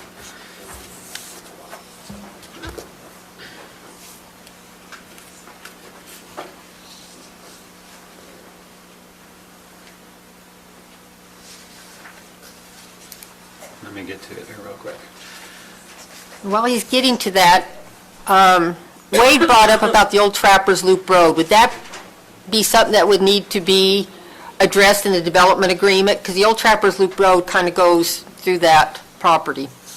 My understanding is the old Trappers Loop Road does not come into this 54 acres, that it stays in the Rollins Range property or the I thought it ran along the boundary, but, okay, that's something that needs to be addressed. It's good to let the public know that we're It does run along thinking Yeah. about it, but it's not in that property. I don't know, we have to double. It's on the other side of the fence. I'm sure the applicant can speak to it. okay. Okay. And the more specifics of that, this is still pretty high level, so I think that's a really valid question. The public needs to know we're looking at it, but I don't know that it's addressed at this point. I don't know we have to have that discussion yet. Okay, so let's go to the development agreement then. Page 1 of the development agreement. So this is the product that we're discussing, that we had a public hearing for. This is the product that we need to make a decision on.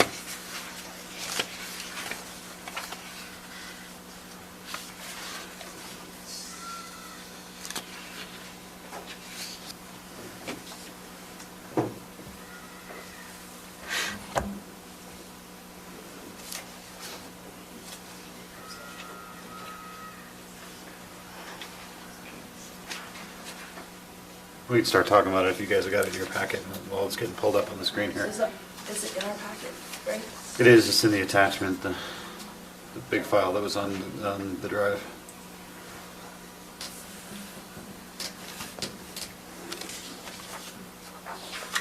Oh, I don't have a physical copy, sorry. What page is it on? I got page 5, Page 5? is that correct? Yeah, yes, page 5, yep. No, wait a minute, no. No. I'm sorry. Page 5 is the development agreement support. Ordinance, oh. Yeah, that's The development agreement itself is an exhibit F.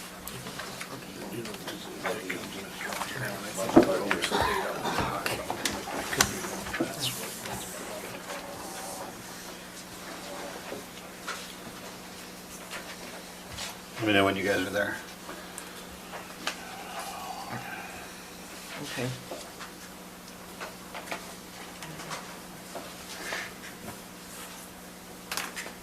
All the way towards the back.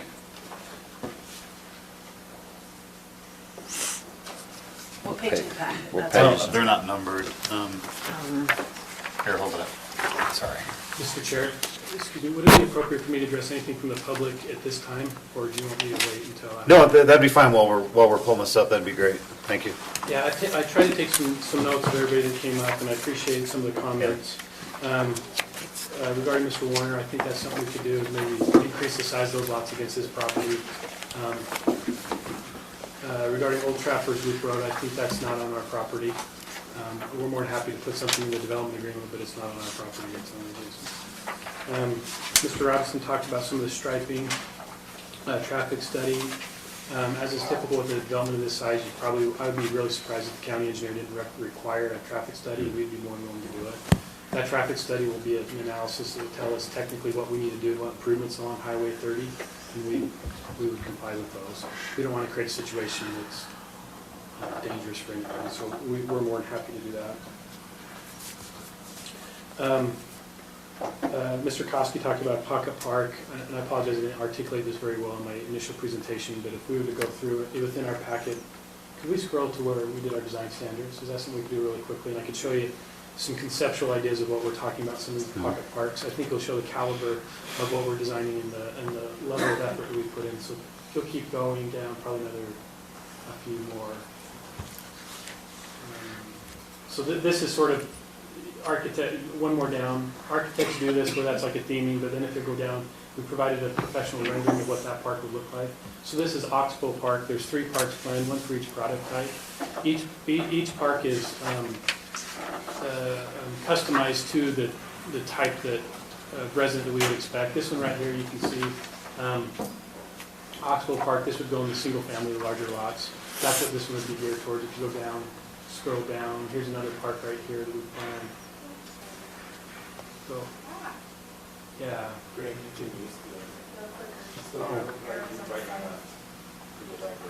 This one here would be more for like the patio home area, and we put some pickleball courts in there if desired. But this is to kind of show you kind of the level of we kind of go through and planning some of these with some of the landscaping and create a sense of community. These pocket parks actually are a great place for people to maybe have an event or whatever. It certainly sets the standard for what the surrounding community would be like. So here's that one. Scroll down to the next one, which would be the third one. Oh, sorry. Yeah, and then here's another one that we would, this would probably be more in the townhomes, and it shows a splash pad that we plan on putting over there.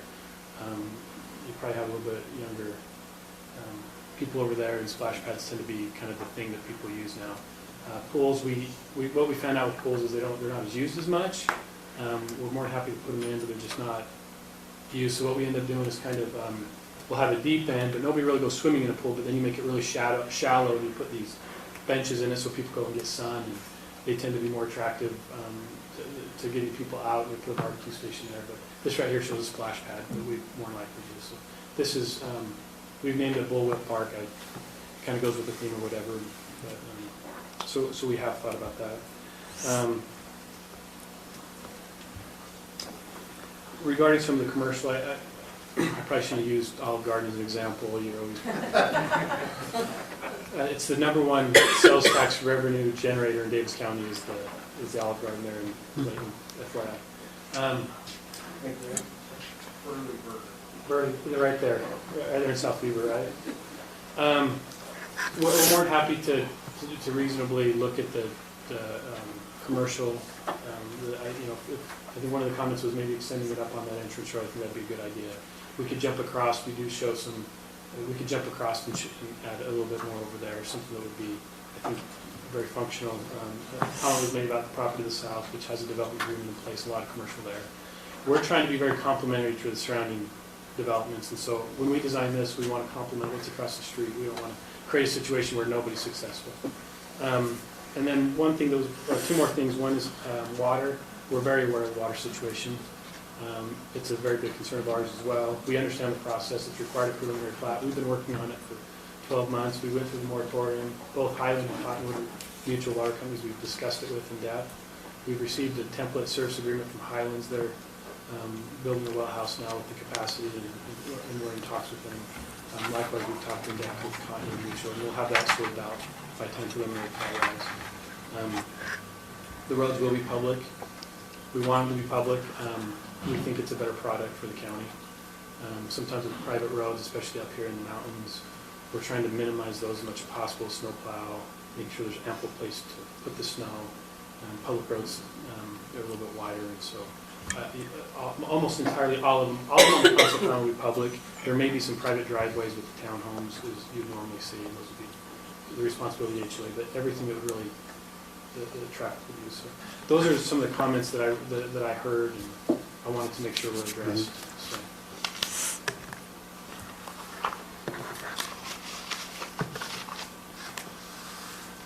Thanks for that, I appreciate it.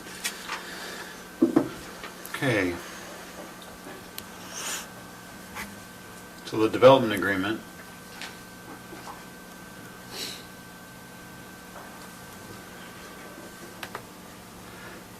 Has all of the stuff that we he just showed up there. I'm still trying to get my head wrapped around which comes first here. So give me just a second.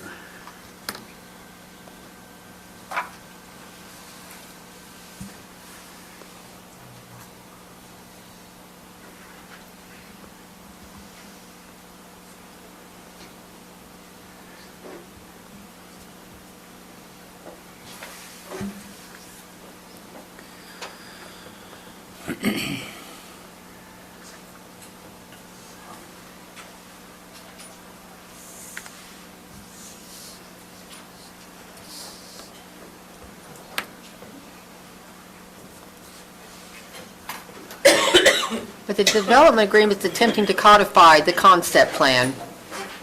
Right.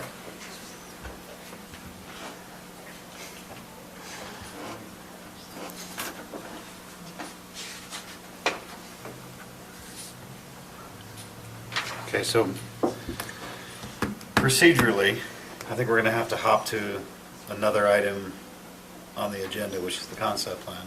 No. But Why? Because he said the concept plan is part of the development agreement, and it's also a separate. you said the concept plan is an exhibit in the, The concept plan, there's, and I probably should have added one word in front of that. There's the subdivision concept plan, which is the subdivision criteria, chapter 12. We keep referring to concept plan, which is the term of the general design that we've been looking at tonight with the single family. So the subdivision concept plan is a separate application. is that the item on our agenda tonight? It is the The third one now? one of them. Okay. Okay. Thank you for that clarification. But when we're talking about the concept plan and the development agreement, yes, they should be pretty much the same thing, but it's a different set of criteria. One's a subdivision and one's just part of the development agreement. Okay. So the concept plan line item on our agenda is an actual, no kidding, like we would see any other subdivision concept plan with all those requirements? Should have put subdivision. Okay.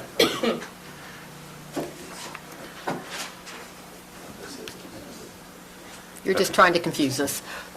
I'm not trying. You're doing a good job. I clearly am doing a good job, but.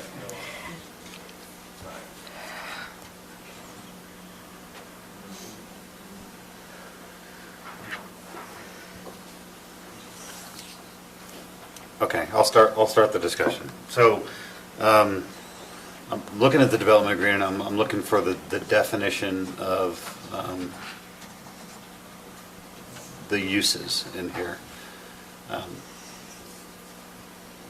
My opinion is that when I look at town center zoning, and I look at this, they don't match up as far as the balance of what that zone is looking for.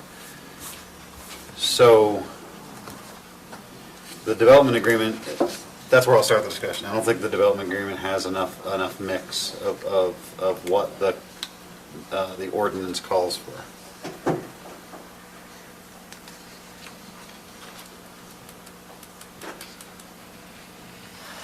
I agree. I agree. 3% is not what we talked about at all.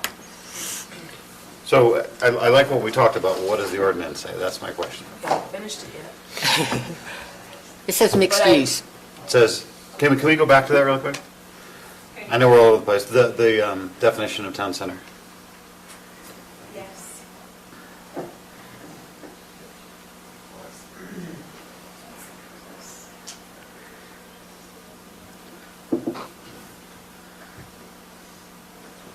Want me to read it? No, well, sure, read it on, why not?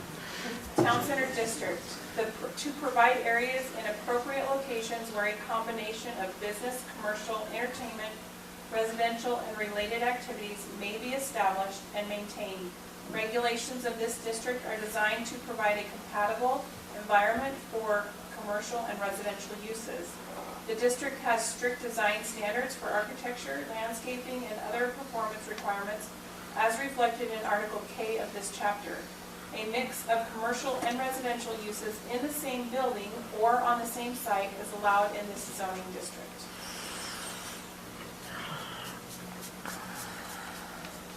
Just to clarify, all of the property on the south is not town center, right? Because it got put in development agreement. None of it's The town future center. land use, the general plan has it, the future land use as town center. But it is not town. Plan, fu- Right. Future land use map shows much more than this 50 acres, 54 acres as town center use. But they're not zoned. But it's not zoned that way. To your point, there is an existing development agreement to the south of this site that does show some commercial, residential type information. What I'm getting to is we wouldn't have to take that south part into consideration when we're talking about our percentages. No. No. No, it's a separate area. It was also, someone from the public also talked about just north of Old Highway Road to the west of this development. There's some commercial areas as well. But those commercial areas are different, right? They're not part of this development. Okay, yes. So that's their side of Trappers. Unfortunately for the public, it's commercial or residential. That's really the only two words. So when you hear commercial, that could mean Walmart, or it could mean Office space. Office space, or it could be a burger joint. It could be a pizza place. All of those are commercial. What it's not is industrial. There's no industrial uses here allowed here. Okay. So those are really the three areas. So let me see where we're looking over here. So Mountain Green Village is the development agreement that's already in place, right? Just to the south. correct. This is the Mountain Green Village Development Agreement area. Mm-hmm. And they have residential here. I believe there's actually some commercial and hotel, more commercial. They have an office area here, and multifamily, I think is allowed in there. I don't. Okay. Can you go a little bit further to the west? Okay, so what's in there? Light manufacturing and commercial highway? Okay. So what's the difference? That's all categorized as commercial, but the uses are different for light manufacturing and commercial highway. Correct. Are the commercial uses different than what are designated in town center as commercial uses? Yes. So in the. An example? In the commercial, I'd have to look at the table to go through each one of them. No, I mean in general terms. Can you? So in general terms, you're talking, the commercial highway is more auto-oriented, not as specific. We currently don't have design standards or pedestrian or friendly designs, that type of thing. Much more what we would consider a highway-oriented commercial. Okay. The light manufacturing area, as it indicates, would be more flex spaces, machine shops. There's a lot of uses that are allowed there, but we don't allow office and retail in that zone because we're trying to save it for light manufacturing. This is a unique property here that is zoned light manufacturing at that location, but there it is, and it has been that way for a long time. Okay. The Mountain Green Village, of course, we discussed. June, if we could go a little more to the east. Sorry, thank you. So the commercial shopping, which is these areas here, is more of a neighborhood type. It's a step down from highway commercial. I believe it still allows gas stations, that type of thing. Obviously, the Sinclair station's right there.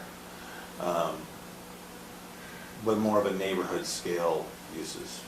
Your barber, that type of thing. Small offices, those types of uses would be allowed there. Town center, the use table is a lot more commercial retail focused, but it does allow for a conditional use permit for a mixed use development. I'm trying to get to a better understanding what that mixed use means. And I think that's what the pending ordinance was trying to clarify. That's where I'm trying to get a read on where do we go from here.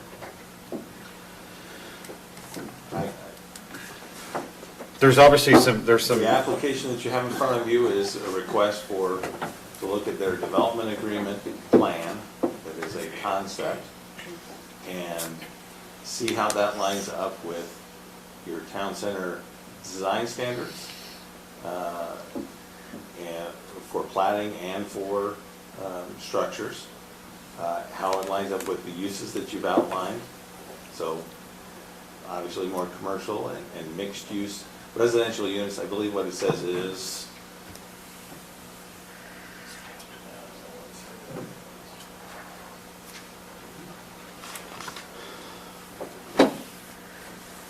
it says residential as part of a mixed-use community is a conditional use permit. That's the next application. One second, just to, I see the public is probably looking for some of this stuff. This stuff is online if you're sitting out there and you want to look at it with your devices. You can go to Morgan County. morgan-county.net. Sorry, I didn't mean to interrupt you. So that's what's allowed in the town center. Oh, here we go. Okay. So the town center is the TC, obviously. Okay. So let's go back, stop on one of those. So movie theaters, permitted in the town center, and a conditional use in several of the other commercial zones. Okay. General commercial, highway commercial, commercial shopping. Pinball arcades are allowed in all 4 of those zones. Thank goodness. Let's go down and see if there's another comparable. Electronic market stores permitted in these, but not wholesale trade is probably the difference there. The town center is more of a neighborhood-friendly commercial uses. Television production, data storage permitted, so going for a little more office-type uses. There's residential uses as part of the mixed-use development. Auto parts supply and store is permitted, but it's a conditional use in the other commercial zones. Can you repeat what you said at the very beginning when I interrupted you? I apologize. The definition of mixed use. What were we trying to get to here? Well, we're trying to define and clarify how much that percentage really is. What makes a mixed-use community? I think the intent of the purpose statement of the zone that we've read several times is talking about a mix of commercial, residential, employment. So we're seeing all of those elements there. The concern that staff had with the development agreement concept plan is that it really is mostly residential. It's got a small area. And of mixed use. And there's just not enough clarity in that development agreement to make us feel like that's getting at what the intent of that zone is. So that's why staff recommended what they did. I think there's other factors, I think there's a lot of good things about that application and about the development agreement, but that is the chief concern. And that's based on all the conversations and meetings we've had as the planning commission and as the county council. And that's why that was initiated, and that's been discussed for a long time, that we need to get that nailed down to exactly what is the percentage. Our initial draft was 50%. That's in the pending ordinance, it's 50% commercial, so the residential as part of a mixed use would not be more than 50% of a development. But, as the applicants pointed out, maybe that's not commercially viable. So we had put in that you can drop that if you can show just cause. Where the county council was concerned is that we don't specifically spell out what parameters would exist to go from 50% commercial to 20. What would we take in? And so that's where it's back, is staff is looking at that and going to have a work session with you actually on hopefully the November 14th meeting to discuss that in detail.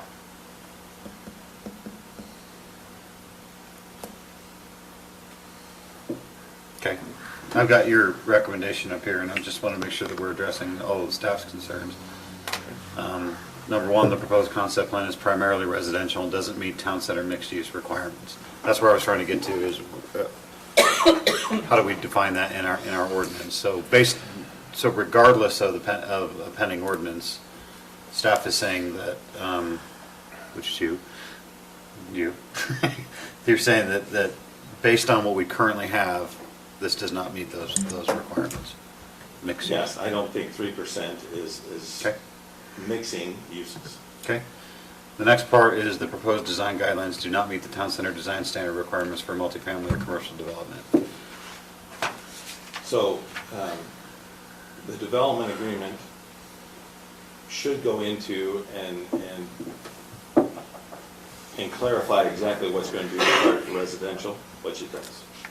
It should go in design-wise. It should go into commercial and what's going to be required for those. It does not talk about that. The applicant explained earlier that, well, that's because we're going to follow what's in the code. We don't want a waiver from that. I think that should be spelled out in the development agreement.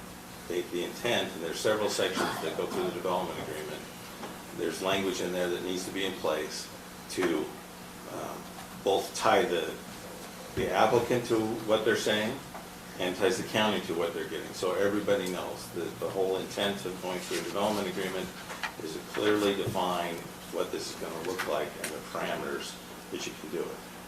We fully understand that the applicant needs to have some flexibility.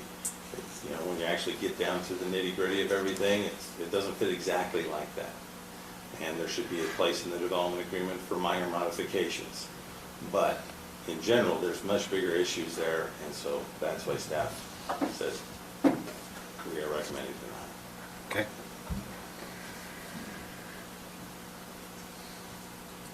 Mr. Chairman, I'm ready to make a motion. So I'm going to. Well, before you do, can I Which just finish? I can. You can, go ahead and make a motion. Okay. Let me find my packet real fast. Make sure it's a recommendation and not a denial. Mr. Chairman, I move to deny I recommend to deny the CW Land Company Basin Development Agreement for 269 residential dwellings units, file number 19.036A, based on the findings of the staff report, dated October 24th, 2019, and I'll also include the findings from our county engineer, Mark Miller. I'll second that. Okay. We have a motion to recommend denying this application, or the development agreement application. We have a second. Any discussion on this motion? Mr. Chairman, the discussion I have is that the professionals that we are paying to review this development agreement, they have multiple reasons why we should deny it, as well as the previous discussions that we've had about percentages with our mixed use in town center have not been met at all. Whether we have a specific percentage breakdown or not, the 3% clearly is not what we're looking for.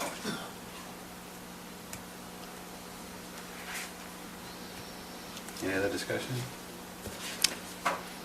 I'd probably go along with this motion. Not, the only thing I would say is, I don't imagine it's an issue for the company anyway, but it seems like we could postpone it until we get our answers that we want in terms of what the percentages are.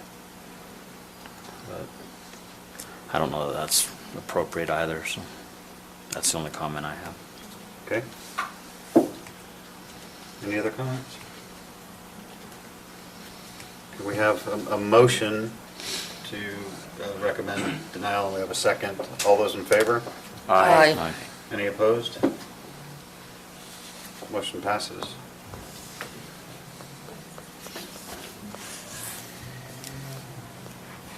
So we've got two other things on our agenda that are connected to this. If we recommend denial of the development agreement, where does that put us, staff, for the concept plan and conditional use permit? We don't have, So, well, if we're talking about the conditional use permit, I mean, it is a request for that residential and it's part of the mixed-use community. So, the staff's, and we put that in this, that the development agreement needed to be nailed down as part of any condition to do that, so that those parameters for that use would be established to make sure that they meet the community standard. So, without a standard established in the development agreement, I don't think you can recommend approval of that, or approve it, excuse me. But you could with a condition that says, once the development agreement is completed, to address those concerns.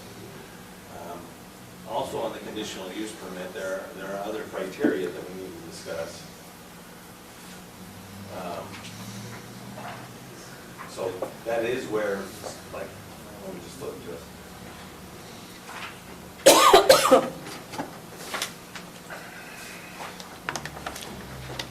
As you look down the,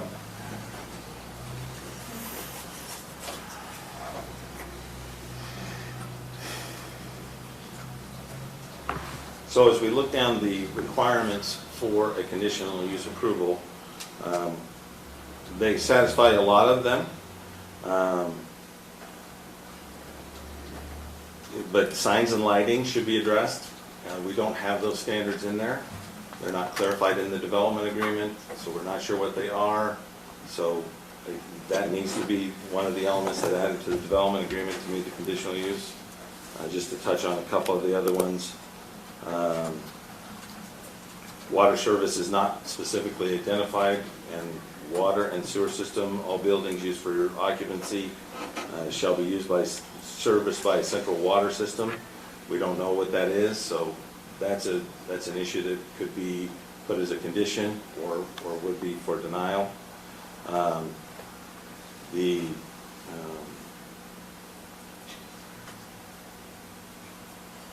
infrastructure details are not provided. Under plans, plats, and documents, details of plans, plats, and documents to be submitted, showing size of water lines, sewer lines, and other domestic sewage disposal facilities, garbage, trash. That needs to be outlined, and is not. And then the compliance with the town center standards, which goes back to the development agreement. So there are some elements of the conditional use permit that staff doesn't feel are being fully met. And that is our recommendation. Those could be addressed through conditional approval or postponement, maybe? or postponement to work on those, that would be a possibility as well. What would that look like? You'd give it to the applicant and try and work through those things and then bring it Sure, back? I think the applicant knows a lot of this information. I think they have it available. I think they've thought through this. We just need to outline it and nail it down. But we probably would not be ready to approve a CUP until we've nailed down the development agreement. It might be a conditional. It could be. There are conditions you could put on it that might. Right. That's your judgment call. What would that look like? So for example, we've got 3 findings now.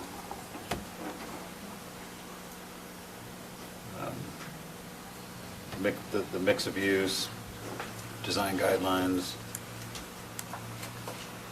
The conditional use permit does not adequately address the proposed development detail and design standards. I'm sorry, that the development agreement is approved by the Morgan County Council.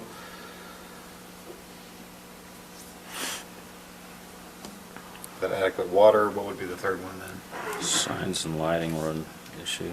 What's that? Signs and lighting were an issue, water Signs and services. Infrastructure standards. I counted 4. We have enough findings that we could deny or we could just postpone while we're waiting what happens with the development agreement. But the question is now that goes to the county council, so. The then- CP doesn't. I know, but Yeah. the development Oh, agreement. correct. Right. So you're kind of. Can we postpone it until we get back from the county council? If that's Yeah, but what if they happens? do a denial, then what? And they- Well, if they deny it. Well, then it you comes come back on our to this, agenda and And you'd say, well, it doesn't meet the development agreement. We could just postpone it. You postpone it, and if they didn't, if sufficient progress and information wasn't put together and provided, then So just postpone until decision made by county council? Well, just postpone. yeah, we won't postpone indefinitely, we'll just postpone and we don't have to put a date on it and staff would bring it back with it. well, you need to Have put a to have date a on it, date. but you have to just give us sufficient time. It needs to be postponed to a specific To, date. with the holidays, January? we have limited amount of, When will it go to the so council? probably into January. Realistically, yes. What's the date, you said? What is it? The 9th or the 23rd? January 9th.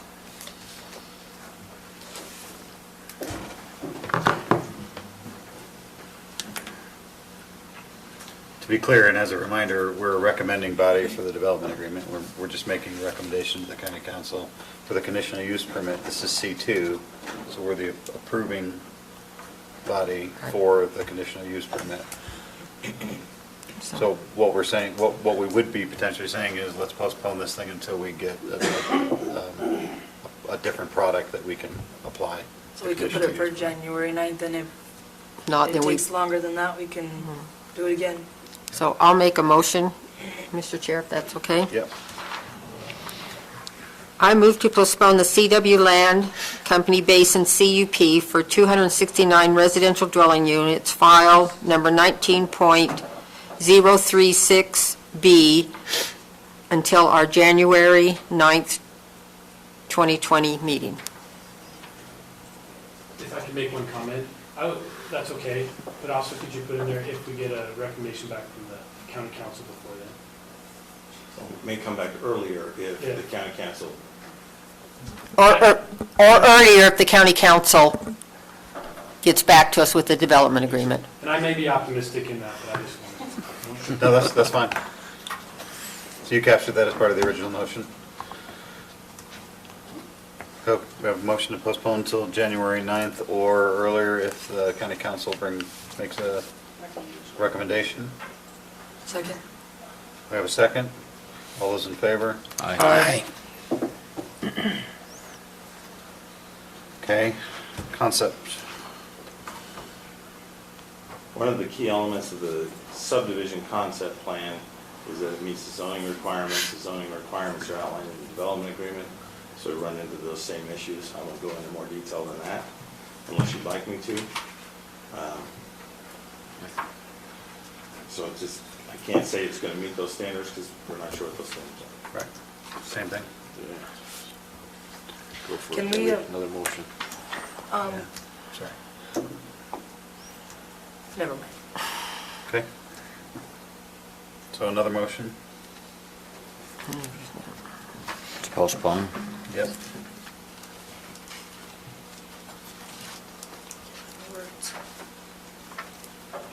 So we just make a motion, Mr. Chairman, I make a motion, we postpone the subdivision concept plan application 19.036C until the January 9th meeting, Or sooner. or sooner, yes. Or sooner if the county council Sorry. recommends. Yes. Yep, that's good. Okay, so we have a motion. Do we have a second? I'll second it. All those in favor? Aye. Aye. Motion passes.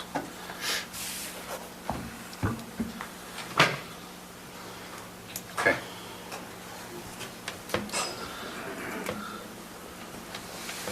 Thanks everyone for coming out.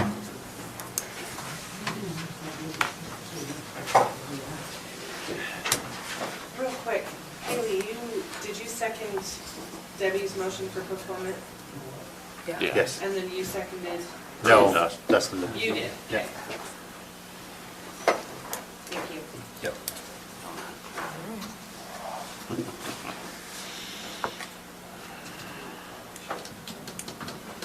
Thank you. That was very interesting. Thank you. Thank you for all your hard work and wanting to do this. That's awesome. Thanks, appreciate that. Not over yet. Bring cupcakes or donuts.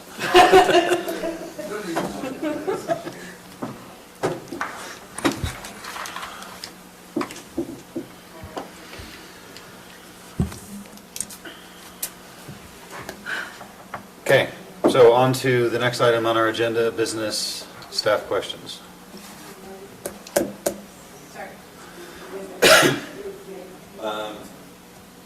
To a lighter note,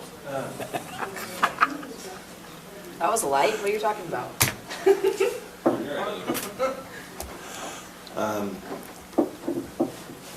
let's see, I don't think we have any other major issues. Just to report back on the county council discussion from their last meeting, last week, October 15th. They have gone through the development agreement, completed that. On Wednesday, October 30th, they will have it as part of their regular meeting, not as a work session. And so that will be on October 30th, which is Wednesday, not a normal night. Right. Squeezing that in among other items. Is that a continuation of public hearing, or is it just? Yes, that would be a continuation of public hearing. Make sure I wrote For what, Wasatch? that. Wasatch Peaks? Wasatch Peaks, yeah. Let's see, they also, last week heard, as we discussed a little bit here, the town center ordinance amendment, and on that, they asked for more specificity. I'm sorry, I can't hear you over the public chatter in the back. Just take your conversation out in the hall. So they discussed the town center ordinance amendment, they wanted more specificity. Specificity? More specifics on More specs. what criteria we would look at to shift from below 50%. I think, What does that mean? I mean, I'm sure we'll see it as it comes back. 50 to 20. well, and that's why we left it general, because I'm having a very hard time coming up with, well, these are the criteria. Although tonight I did have the thought that, well, one of the criteria would be how much commercial zoning is within. Commercial zoning or commercial development already exists within the area. We have a lot of potential commercially zoned property that could come forward, but we don't know when it's coming forward, we don't know what's gonna happen, so we have to hold. Or more to CW point, land it's this not the higher same to type of this commercial. thing. It's not the same type of commercial, the town center Well, you don't know. is geared. We don't know what's, Well, the uses, just in plain terms, the uses are different. The table used for light manufacturing is far different than the allowable uses for town center and commercial. Yes. Yeah, they're just different uses. So I don't think it's, I've been thinking about this as we talked about it through tonight. It's not fair to just say there's more spots for commercial. That's not what town center is. It's looking for a very specific type of commercial. And there is no other areas around I here. think we need to get into that detail then, 'cause I don't think that's in the code, is a very specific type of commercial. Well, it is. It's in the use code, in the table, in the use table. What's allowed in town What's, center, what, what's not. what's allowed, what's not, what's conditional, what's permitted, what's not permitted.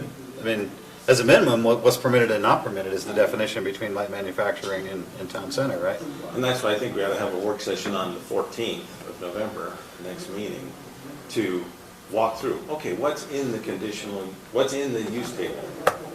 Why are we, and just to pick on pinball arcade, why is pinball arcade permitted in town center, but it's a conditional use in commercial highway? Why is it? And Cocoa We were encouraging commercial Well, in town center.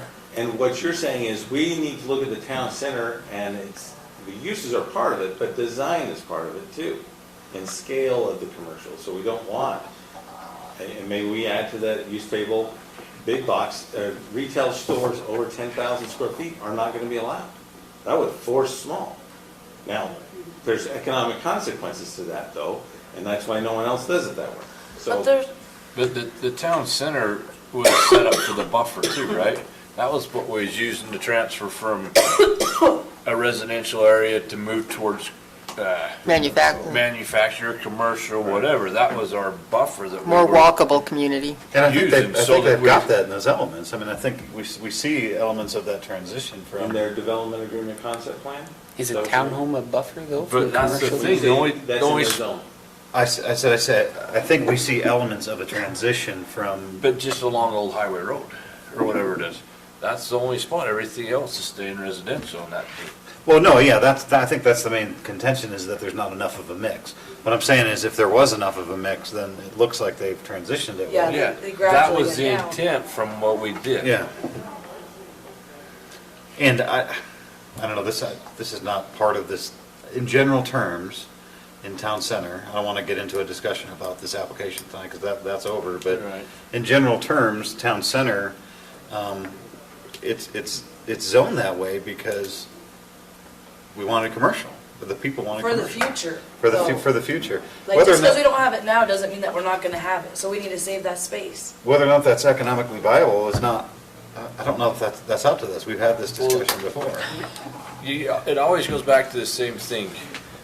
The rooftop's what brings the commercial. The commercial the residential don't sustain themselves, so where's your, Well, then you don't develop town center until it does, you know? That's kind of where I'm at. Okay, but the complexity there is if the 60 acres to the south of this does commercial. If. It doesn't and- have And the to. total built, it doesn't have to, and it hasn't yet, so we don't know. Right. And that's why we're gonna hold, that's why we're designing these standards. But let's say in 5 years, the commercial on the north side of Old Highway has not been developed. We've held out, it hasn't been developed. But the area to the south and to the west, those have developed, and they're taking all the commercial. There really is only so many people in Mountain Green. We heard several comments tonight about we don't want growth, we don't want more. So where's the balance? You can't say we're gonna Too late hold for out tens of, dozens of acres that for 40 years from now. Well, yeah, you That's our, You can, that's the but future plan. but it would actually hurt your community more to have that land be vacant than well used. So it's tough, and those criteria are difficult to nail down. But then you can't do any of that while compromising the current standards that you have. And that's why I kept going back to the standard. What does our standard say? I mean, right now it says mixed use, and it gives a definition of what that use is, and even staff was recommending that's not enough. And we have a pending ordinance Based on to the drill down conversations into I've that. had with you guys. And there's a conflict between opinions of when that ordinance started too. Well, no, there isn't. I have an application form that was submitted to me on. July 17th. On June. Oh, the 4th, pending ordinance. The pending ordinance, and then July 17th. 17th is when they submit their application. That's about the only facts I have. Good enough fact. do have a process of keeping track of it. I was, yes. So anyway, It's so good that's that- what it's good that you council did with do. that. We're gonna, I'd like to bring it back on the 14th if everybody's good with that. And then the other element was the design standards overlaid on all commercial and industrial. To shorten the summary, the council just thought that was too broad a brush. That we should look more at industrial should have a specific, design standards would be good, but realistic. For Croydon? For Croydon, that's exactly what they run on. And. you know, Or so- or so- none, Yeah. or none. What, you want a town center now and by the cement factory? You're all frou-frou in Croydon? Well, I think the concern. They're snobby, Croydon, they always have been. so You they'd have- like us you have to have a look at more broken down detail pickup. and Or specify- remove it from industrial. Well, I think there's a lot of ways we could go. Yeah, let's do that. Let's remove But they did industrial. design standards for industrial, just not those design standards. They seemed a little onerous for a simple plant, for example. Okay, so we're gonna just relook at that again with, On the 14th, So too. I'll put it on for the 14th and see how it goes, if that's okay. yeah, no, that sounds good. What else is, what else we got That's all I going? think I have right now. Yeah, we say that every meeting, and then next week, we have 8 things on our agenda. I 10 things, excuse me, 10 things on the But agenda. is there other applications that were, Just, sorry. there's, I have a question. Yeah, that. what? Cottonwood Phase 7. Oh, Cottonwood Phase 7. That's Which the only will other. hopefully be on the 14th. We'll see. What, preliminary for Phase 7? There's my question. Normally, when there's a development agreement, a concept plan, we don't see concept plan for each subdivision, we just see it as preliminary. That's not written into the CW development agreement that way. Which is part of the reason I recommended that. It's usually, Andres? I know, I agree, usually we just see the preliminary, That's a good because the point. concept's already done. Yeah. Yeah. I bit off way more than I could chew in recommending. Sorry for that, I really am. That's what I was trying to figure out is why we were trying to tackle all that together at the same time. I didn't. Yeah, I did- my thought process was, and I appreciate you asking that and giving me a chance to explain. My thought process was, look, this map should match this map, should match this map. We should have a lot of criteria in there, and it should work. It just didn't quite come together that way. I thought there was an opportunity to do that, and that way the community could come out and see it all. But it really, it was just too complex and difficult to do that. It wasn't the applicant trying to push it. Well, no, I wouldn't blame the applicant. I mean, yes, they were trying to get, they want to get it processed. They have an expectation to work through it. So that was part of it. I thought it would work to do all three, and they were following my direction on that, so it's certainly not their fault. Okay. Oh, I don't think it's a bad idea to get everything on there. I mean, can we get a read from the ombudsman on this? Is there any conflict with the I conditional have a use? phone call into him, I haven't been able to clarify. You know, we talked earlier about, well, which is first, cart before the horse, that type of thing. Yeah. You have to have the development agreement to do the conditional use, to do the subdivision. Maybe ask about the development agreement, whether it's considered legislative or just an administrative decision. Can you confirm that as well? Discussion. Well, I guess it was a decision for us, a recommendation. Recommendation, well, yeah, But we're but, not the land use authority, but no. Yeah. anyway. Interesting. I feel bad for the public because it's confusing, these processes. Anything else for us? Jackets? I haven't answered it yet. Yeah, why not? I'm just not that good, you know? Just not that Vetoed good. everything since I have Instead the of majority credit card rules, we should do the people that commented first. So what did you But we want? have Depends. Haley and Dustin, A soft shell. Debbie, and Chris. Well, but the way I read the email is we could all pick whichever one we wanted, right? Did you? or- No, No, we have to agree, majority vote. Oh, okay. Well, I vote for whatever, against Which whatever. one did they you leave. want? You want the little fleece lady jacket? Oh, Actually, I don't Which one remember. did you say? that clears that up. I I like did that the one. soft shells. I like soft shell jackets. That, Gina, that's my vote. Soft shell? Yep. Can I see what picture it is? No, don't let him after that sassy. The top one? Oh, I was thinking it was like the puffy one. That's what you thought a soft shell was? I don't think the Oh, quilty H one no. was. oh, no, not Does it that. matter on I the don't want a color? marshmallow Did coat. you want color too? Okay. Yeah, I like, Soft shell. Yeah, they'll be My vote is for soft shell. black, gray, or blue. Black, gray, or blue. Yes. I don't care. One of each. Maroon, that's our color. Surprise- Yeah, maroon. Gray. Gray. gray, fine. That's fine. Well, if he voted for gray, I'm voting for pink. Good luck. That was not one of the choices. It's light red, by the way. Men only see in primary colors, red or light red. Gotcha. Okay, anything else for us?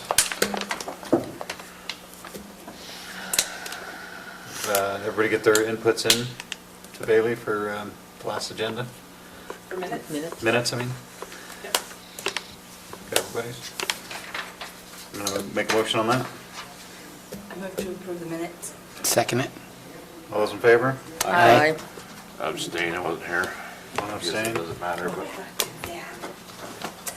What do you guys want to do next? So moved. Second. Second. Done. All those in favor? Aye. Aye. Haley second. Actually, I think Dustin did. Justin might have beat her.